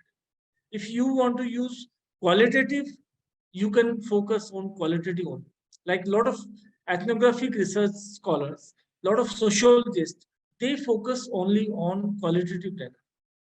In media also this can be done. If you are doing some ethnographic research or visual analysis, you try to focus on qualitative only. Nobody is going to question that. But the problem is that in research, problem is that as a researcher, sometimes we feel that we should cover all aspects of the research problem. Means this is called holistic research. Holistic means when you are covering all dimensions, all aspects of the research problem, there you need multiple research methods. I tell you one, I'll give you one example. For example, if uh, you want some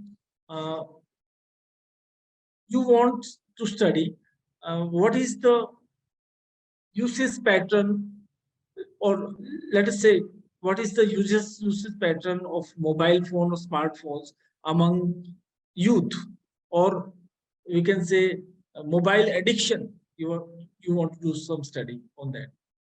You would conduct a survey. But during the survey, you might feel at a certain stage that in a questionnaire, there are some close-ended questions. But you need to talk to some respondents, 15 or 20, at length, in depth. Then only you will come to know what are the deep insights, deep issues related to the topic. Then you go for the interviews also. And nothing bad in that. So this way, a lot of people, they use questionnaire plus survey, questionnaire plus interview, interview plus focus group. Some go for survey plus focus group. That is the problem. If you want to cover all aspects, if you want to do holistic study, then you have to have more than one research method. That's the reason why many scholars now they are adopting qualitative as well as quantitative. Quantitative creates tables and data in the form of quantification, but qualitative is more into analysis, interpretation, and in-depth analysis of the phenomenon. All right, I have seen many PhDs, those scholars, they used only qualitative method, and qualitative method itself is self-dependent. It does not require and it is not dependent upon quantitative.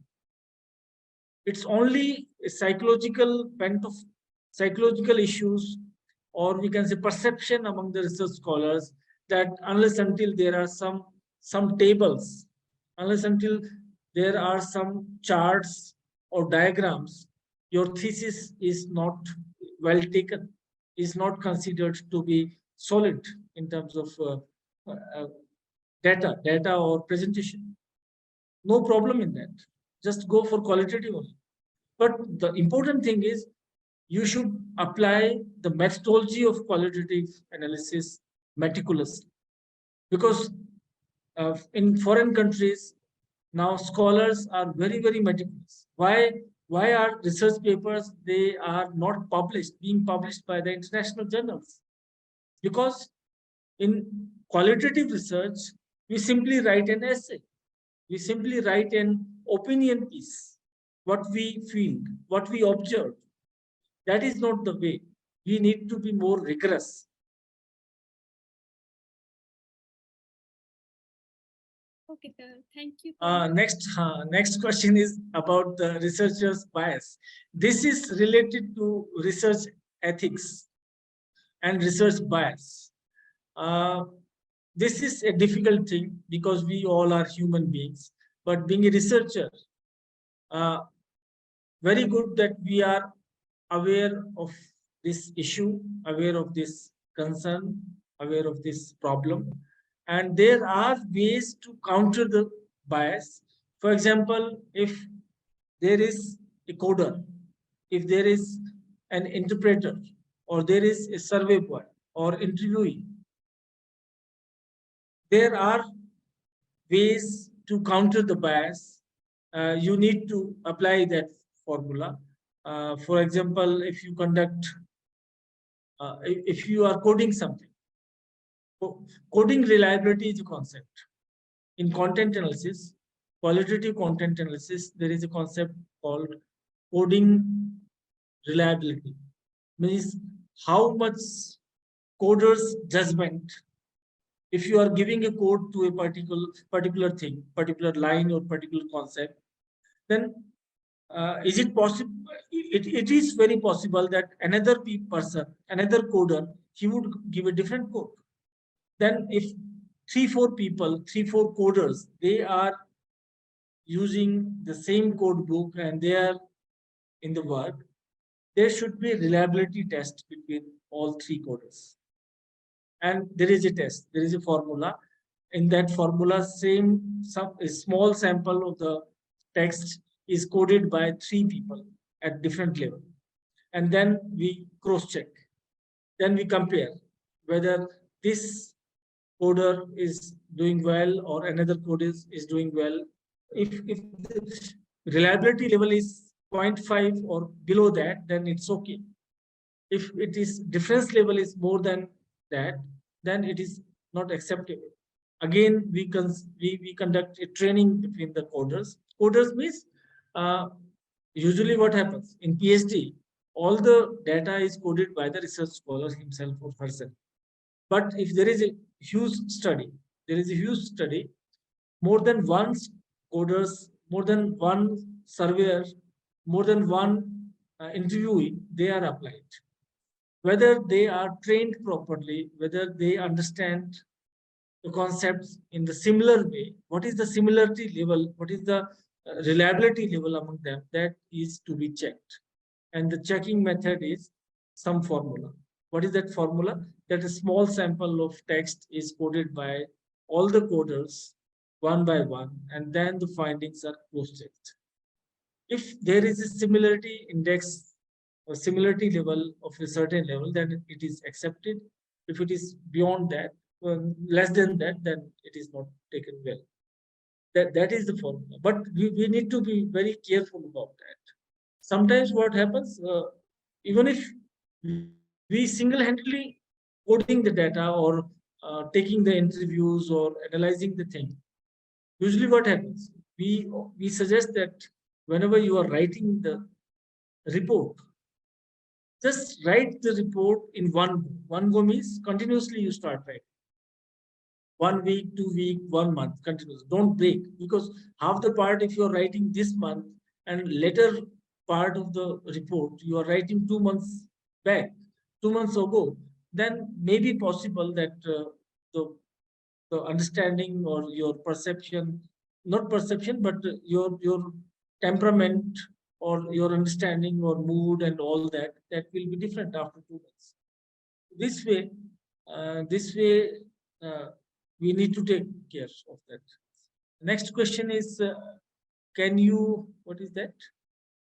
Guide us how to conduct focus group discussion, FGD, especially in film analysis, such as women empowerment, political satire, or criminal perspective? Focus group discussion specifically in film analysis, such as women empowerment. Okay, I'll show you one research paper. Actually, sometimes before the focus group, I could not understand. Is that possible that if we screen some movie to the audience and afterwards we create a discussion? Is this what you want to? Yes, sir. That's what exactly I want to ask. Actually, I'm asking, this is also part of a qualitative study, that suppose if I'm analyzing in any film or two film, how films are actually helping in women empowerment or female leads, or maybe such kind of, female as protagonist. Suppose I'm just giving some example, it may be anything. But if sometime we do qualitative study analysis or case study, how FGD, focus group discussion, is helpful to get the study, and how it is, perfectly we can do it. Any your output or anything that you can, maybe sometime what we do that, previously we asked something, what is your interpretation? After showing some clips or cinema or something, what is interpretation? Can you give you some idea, like, what is the apt way to do focus group discussion in qualitative study? All right. Focus group discussion also requires a lot of homework, and this homework begins with the objectives of the research. What are the objectives? What do we try to find out of the research? And on the basis of those parameters, we need to draw certain questions. We need to draw certain parameters. They will help in asking the questions. Moderator is required. First thing is, if the film is related to women empowerment and you want input from both the genders, there can be mixed group.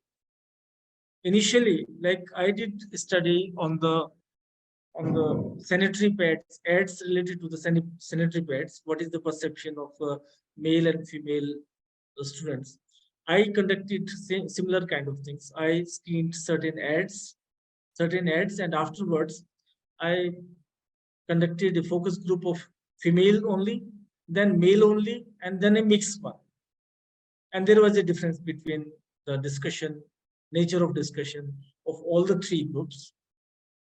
Here also, on the issues of women empowerment, we can show the movie to boys only initially and create a discussion, then female only, and there can be a mixed group also, just for the sake of comparison. Is there any difference? So can we opt for both together, like, not only female, or maybe if I'll just, suppose I'm doing a film analysis and it is about, and if I'm putting maybe boys and male and female together, my participant will be A, B, C, there D, can be mixed gender groups. biased. There can that be should not be group. gender biased. Actually, there can be mixed group, no problem. But because my issue was related to sanitary napkins and advertisement related to that, in that case, we thought that there will be three focus group, one female only, one male only, and one mixed group. In case you can have one or two focus group, all mixed group, and you can prepare certain parameters. Now, you decide whether this focus group discussion should be recorded through the video camera or the audio camera. But there should be a recording, because noting down all the discussion issues live by someone is not possible always. Better record it and tell them we are recording it. And just after the movie, there can be another option. Just after the movie, moderator will take the stage. Now she or he would ask the question. What will be the initial question? How would you start the discussion? And one by one, participants, they will give their opinion, and in between you can throw some motivating questions, some questions related to other parameters also. If discussion is moving out from the main issue, then you can put it back on the line, and You can motivate certain things. That's the only way. That's the only way. But let them speak freely.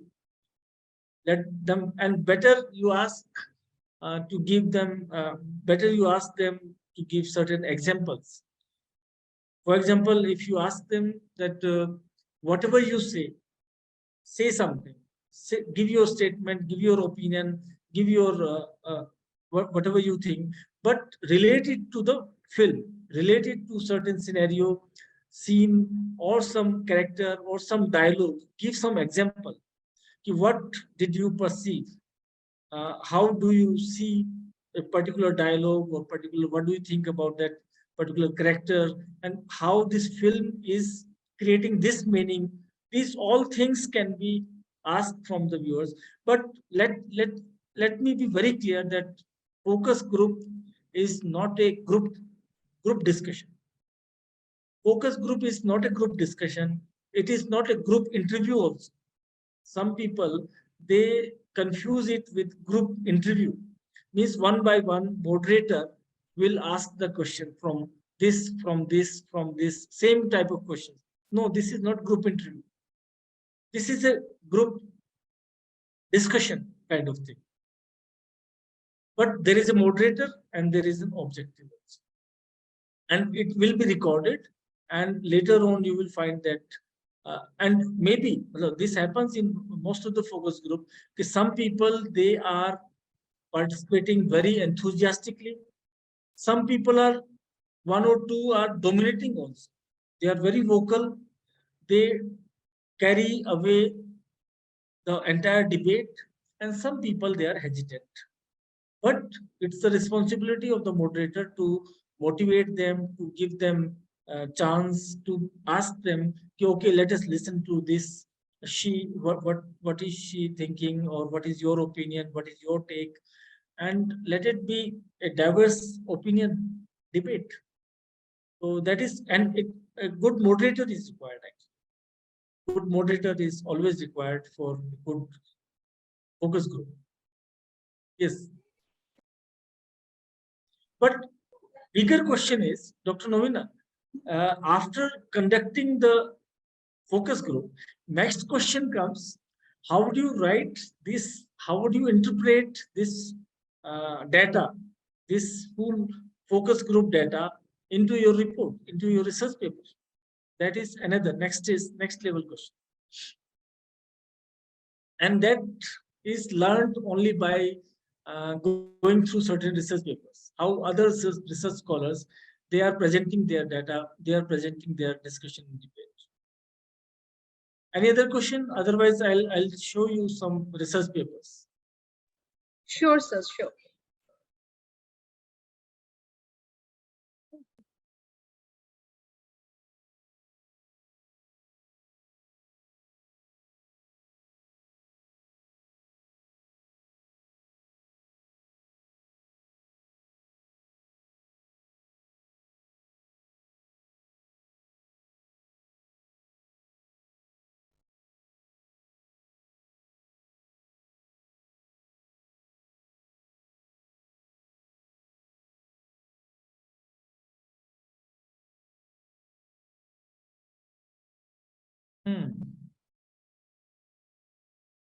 Is my screen visible? Yes. Dr. Lakshmi. I'm showing one very interesting research paper recently published and authored by Barun Roy. Barun Roy is a research scholar in the Central University of Sikkim. He's doing PhD with Dr. Das, Manoj Das. And this paper is published in a very reputed sage journal, Journalism. And this is a very good example of ethnographic research in journalism. The imponderabilia of very difficult word of a stringer's everyday life in Darjeeling Hills. So ethnographers' field diary. Very, very interesting. You all must read this paper.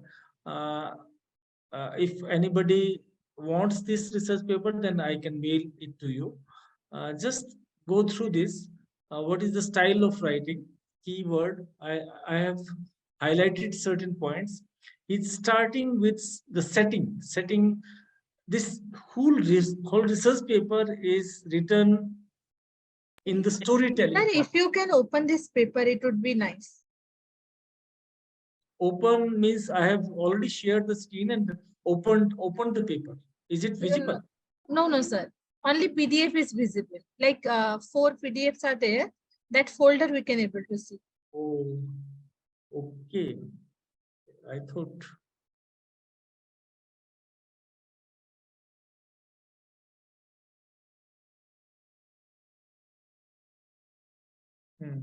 Now, is that visible? Yes, sir. Now. Yes, so right. This is the research paper published in journalism.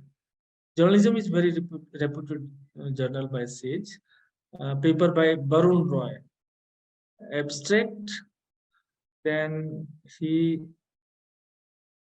keywords, and he starts with the setting, not introduction or background and all that. And the interesting thing is the paper is written in a storytelling format. He is giving a narrative detail, narration of whatever he is, and writing style is very interesting, very engaging also, very easy language. I came to know, just see the starting. I came to know about Naveen from one of my gatekeepers. He was one of the most sought after stringer. This is a study about the daily life of stringers. Stringers play a very, very important role in newspaper reporting, and their situation is very bad. They are not paid well, and their working hours, their difficulties, risk of life, everything.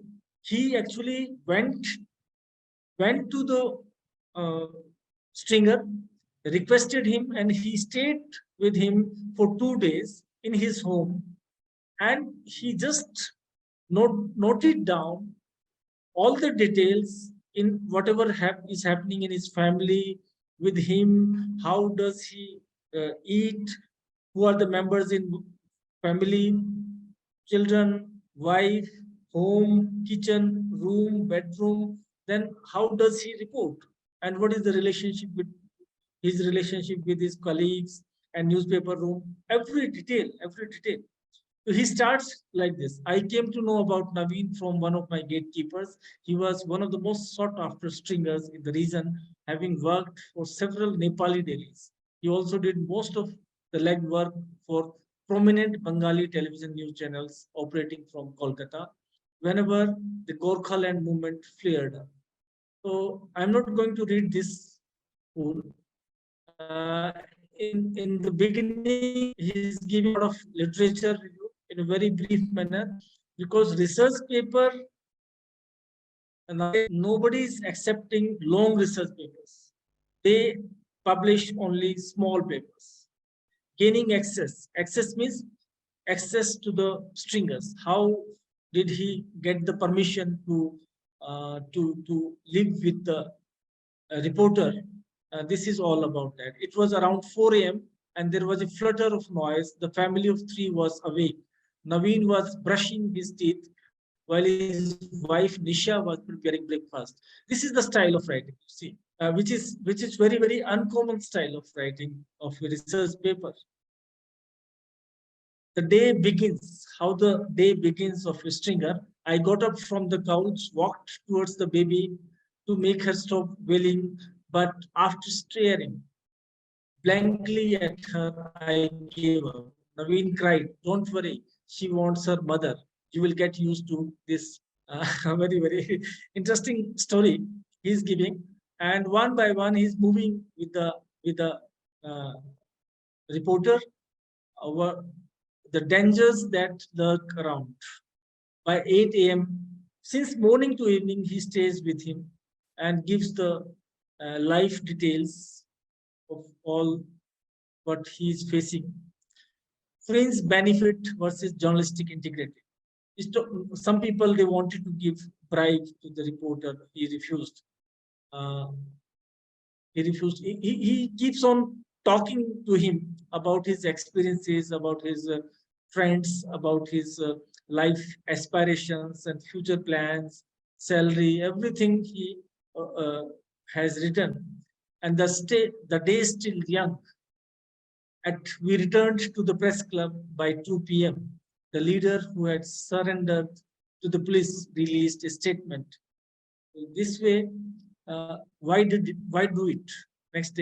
Next day I tagged along with the one sport. So he stayed there for 2 days, and in the last he gives certain conclusions. Conclusion, he writes, no day is typical in the life of a journalist. However, despite that, there was much that by 9 days of access with Naveen revealed. 9 days. And this way he completes his research paper. This is an ethnographic research in journalism and media, which is required. Another paper, very briefly, I show you. This is by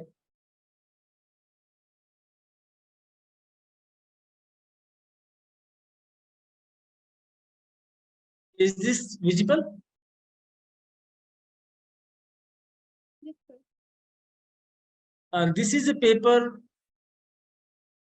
Again, this is a paper by Professor Pradeep Nair. He's a professor in Central University of Dharamshala. A recent paper published in Asia Pacific Media Educators. Again, Sage Journal. Very renowned research paper. Two authors are there, Pradeep Nair and Deepak Kumar.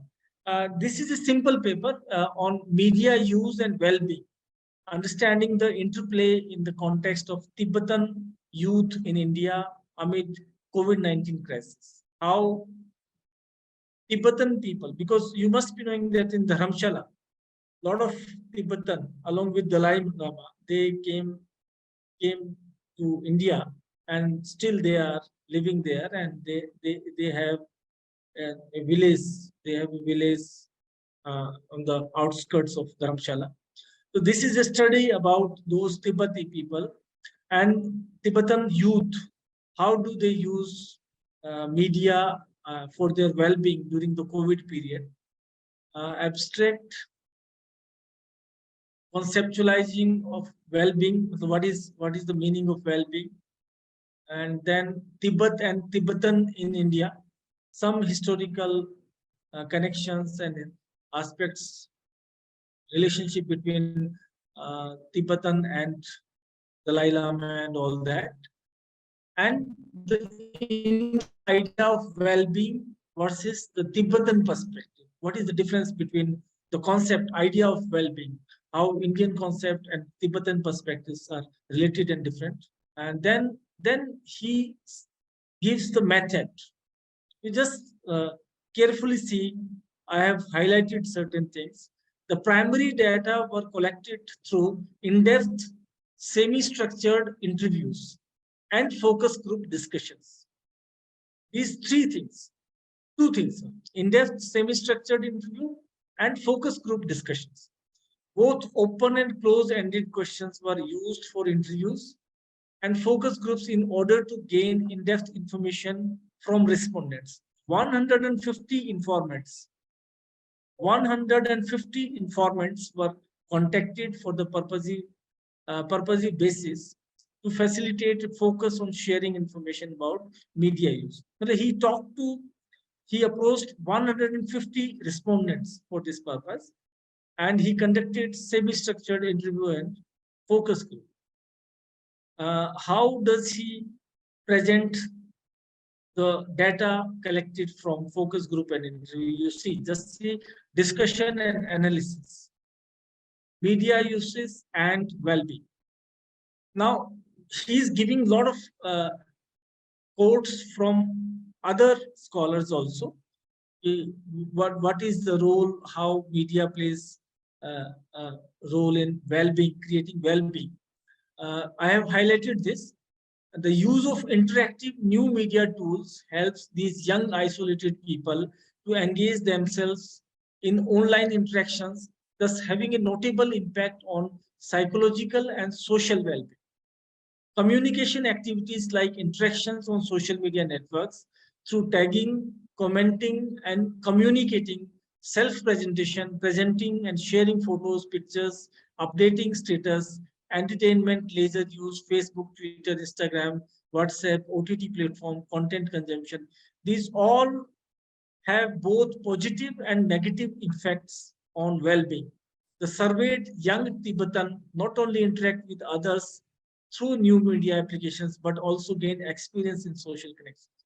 So this way he is presenting the data, whatever he got to know from the interview, and this is no table there.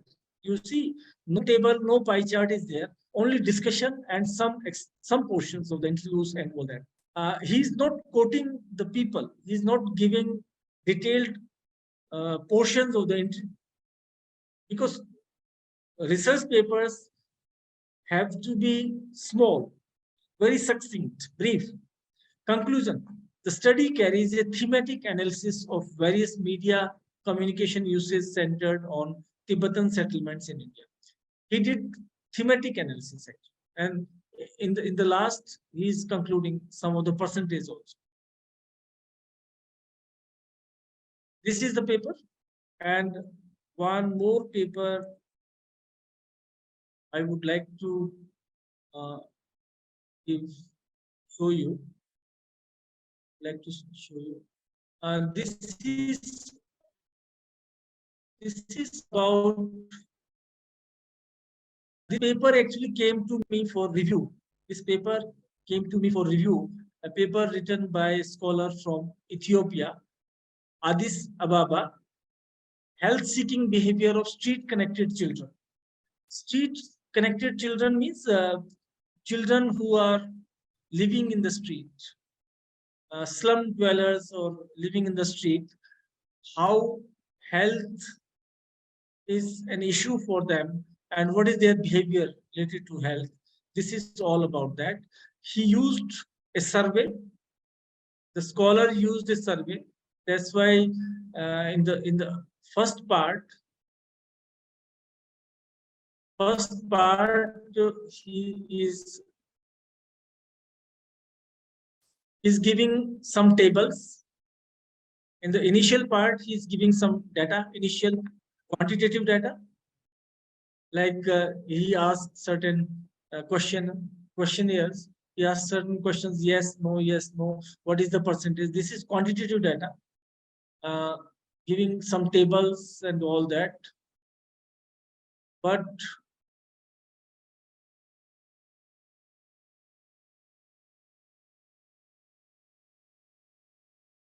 from this part,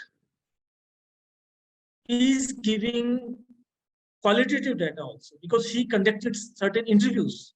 Qualitative data about perceived susceptibility and responding to health risk. Now here, see this. He has given the small portion of the interview in total. The study showed that children perceive themselves to be highly susceptible to various health risks that affect their health. One of the most frequently reported perceived health risks was RF, which they believe is the caused by lack of personal hygiene. Now, the scholar has given the entire portion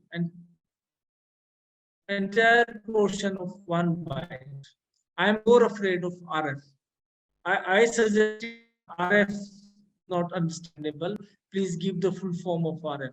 But this is actually a problem. This is a physical problem, and there is a full form of RS. What is this? Relapsing fever.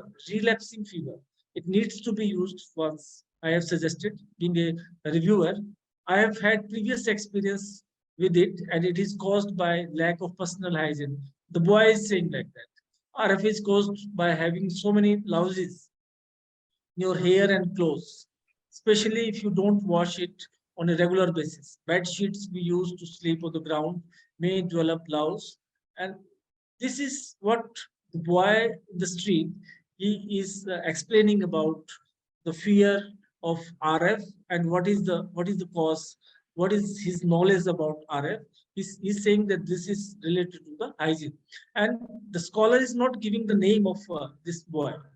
He has assigned certain number XX7, male, 16-year-old. This is also one way of giving qualitative data collected from the interview. One by one, he is giving interview. For another child on the street, kidney infection is perceived to be the cause of stressful situation. It could be a result of stress and from sleeping in cold weather. Another male boy is saying this. So this is also one way of giving certain portions, presenting certain portions of interview as and when required in your paper, in your thesis. But the important thing is you need to decide certain themes. Of course, you will be interviewing them on asking them certain questions, 10 questions, for example. If you are asking them 10 questions, you cannot discuss all the questions in one go, but thematically you divide, and with certain subheadings, you give one by one, because there are 10 interviews. Take one theme. Suppose one theme is, what is the biggest fear in the street? What all 10 interviewees have said one by one, you can mention, not all, but some of them. This is one form of, and then he gives discussion.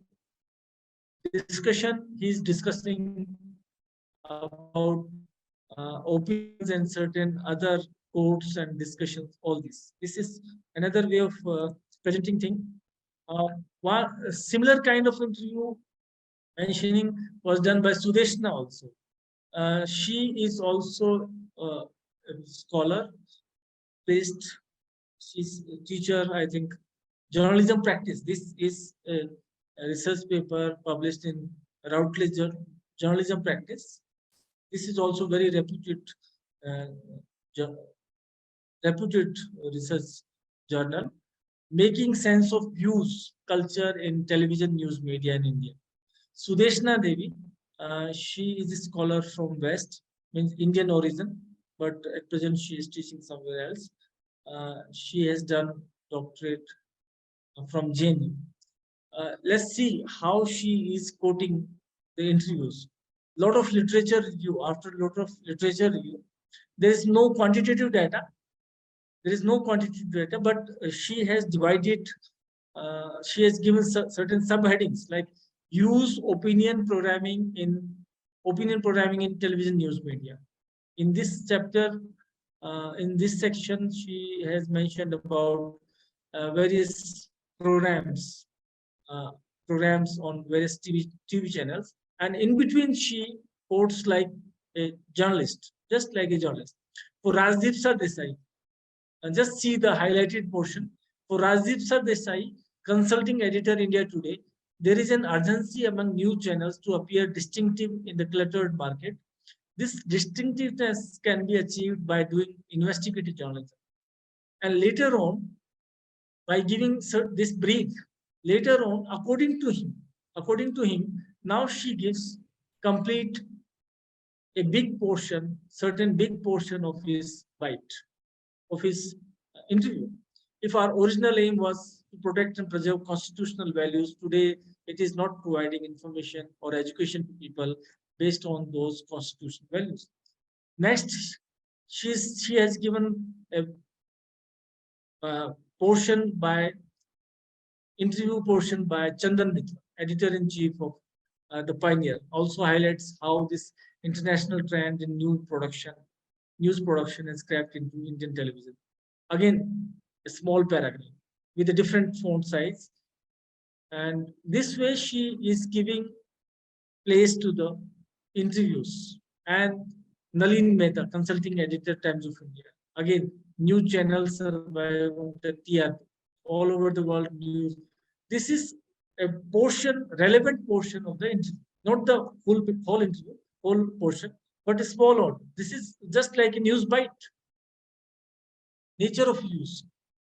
entire research paper is based on this kind of interview portions, and this is published by Journalism Practice, which is very renowned research journal. So this is a trend, this is a practice. I think we should learn from. Nowhere there is any table, nowhere there is any pie chart or graph or diagram, and research paper can be written like this also. And in the end, she has given notes, then acknowledgement, then reference.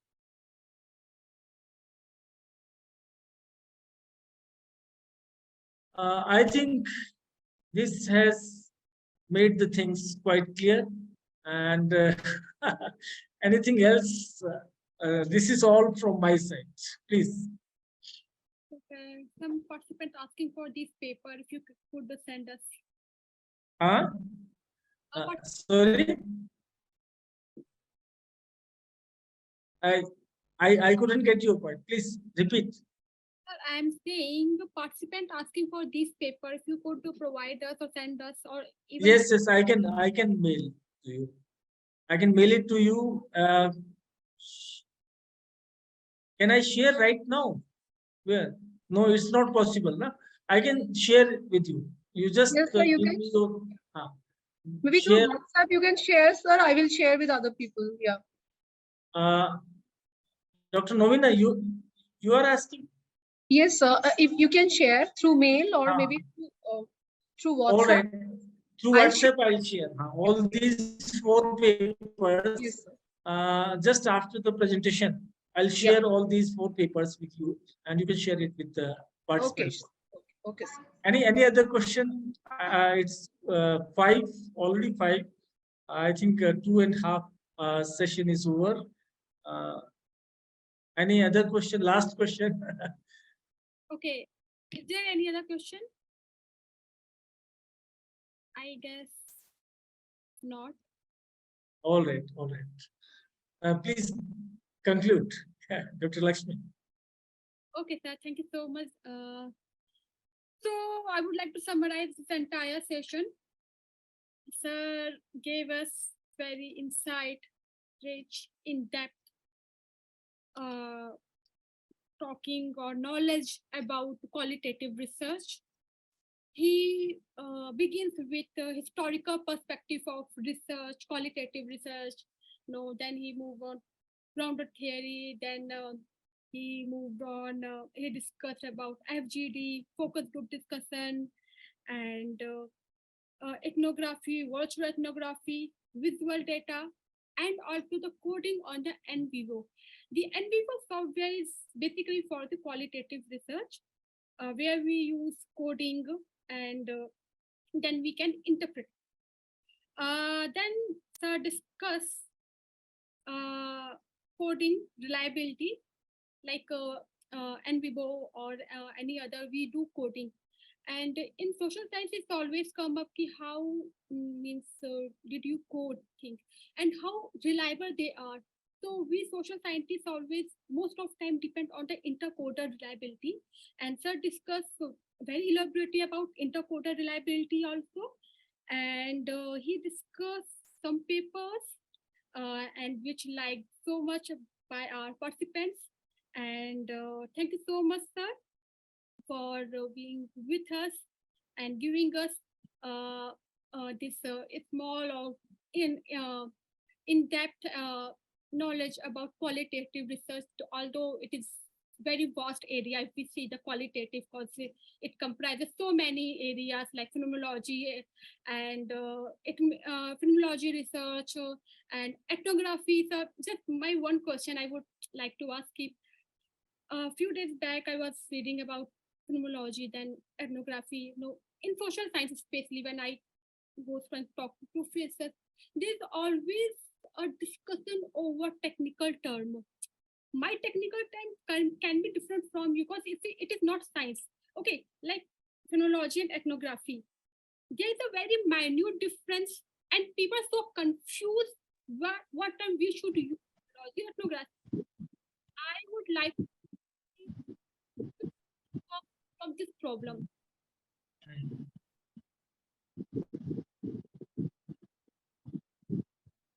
Yes, Dr. Lakshmi, you're asking a question.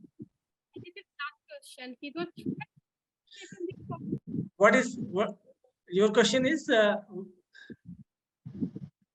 on science research, all social science research. Because when I talk to my science scholars, they are like, we are very low, and we are very low. Now there is a network problem, Dr. Lakshmi. Your voice is breaking and not audible. I'll call you and reply to you. You are not audible. And thank you very much. So nice of you. And do keep in touch. I'll call you today evening or tomorrow. Huh? That's the paper. Okay. Thank you. Bye bye. Bye bye.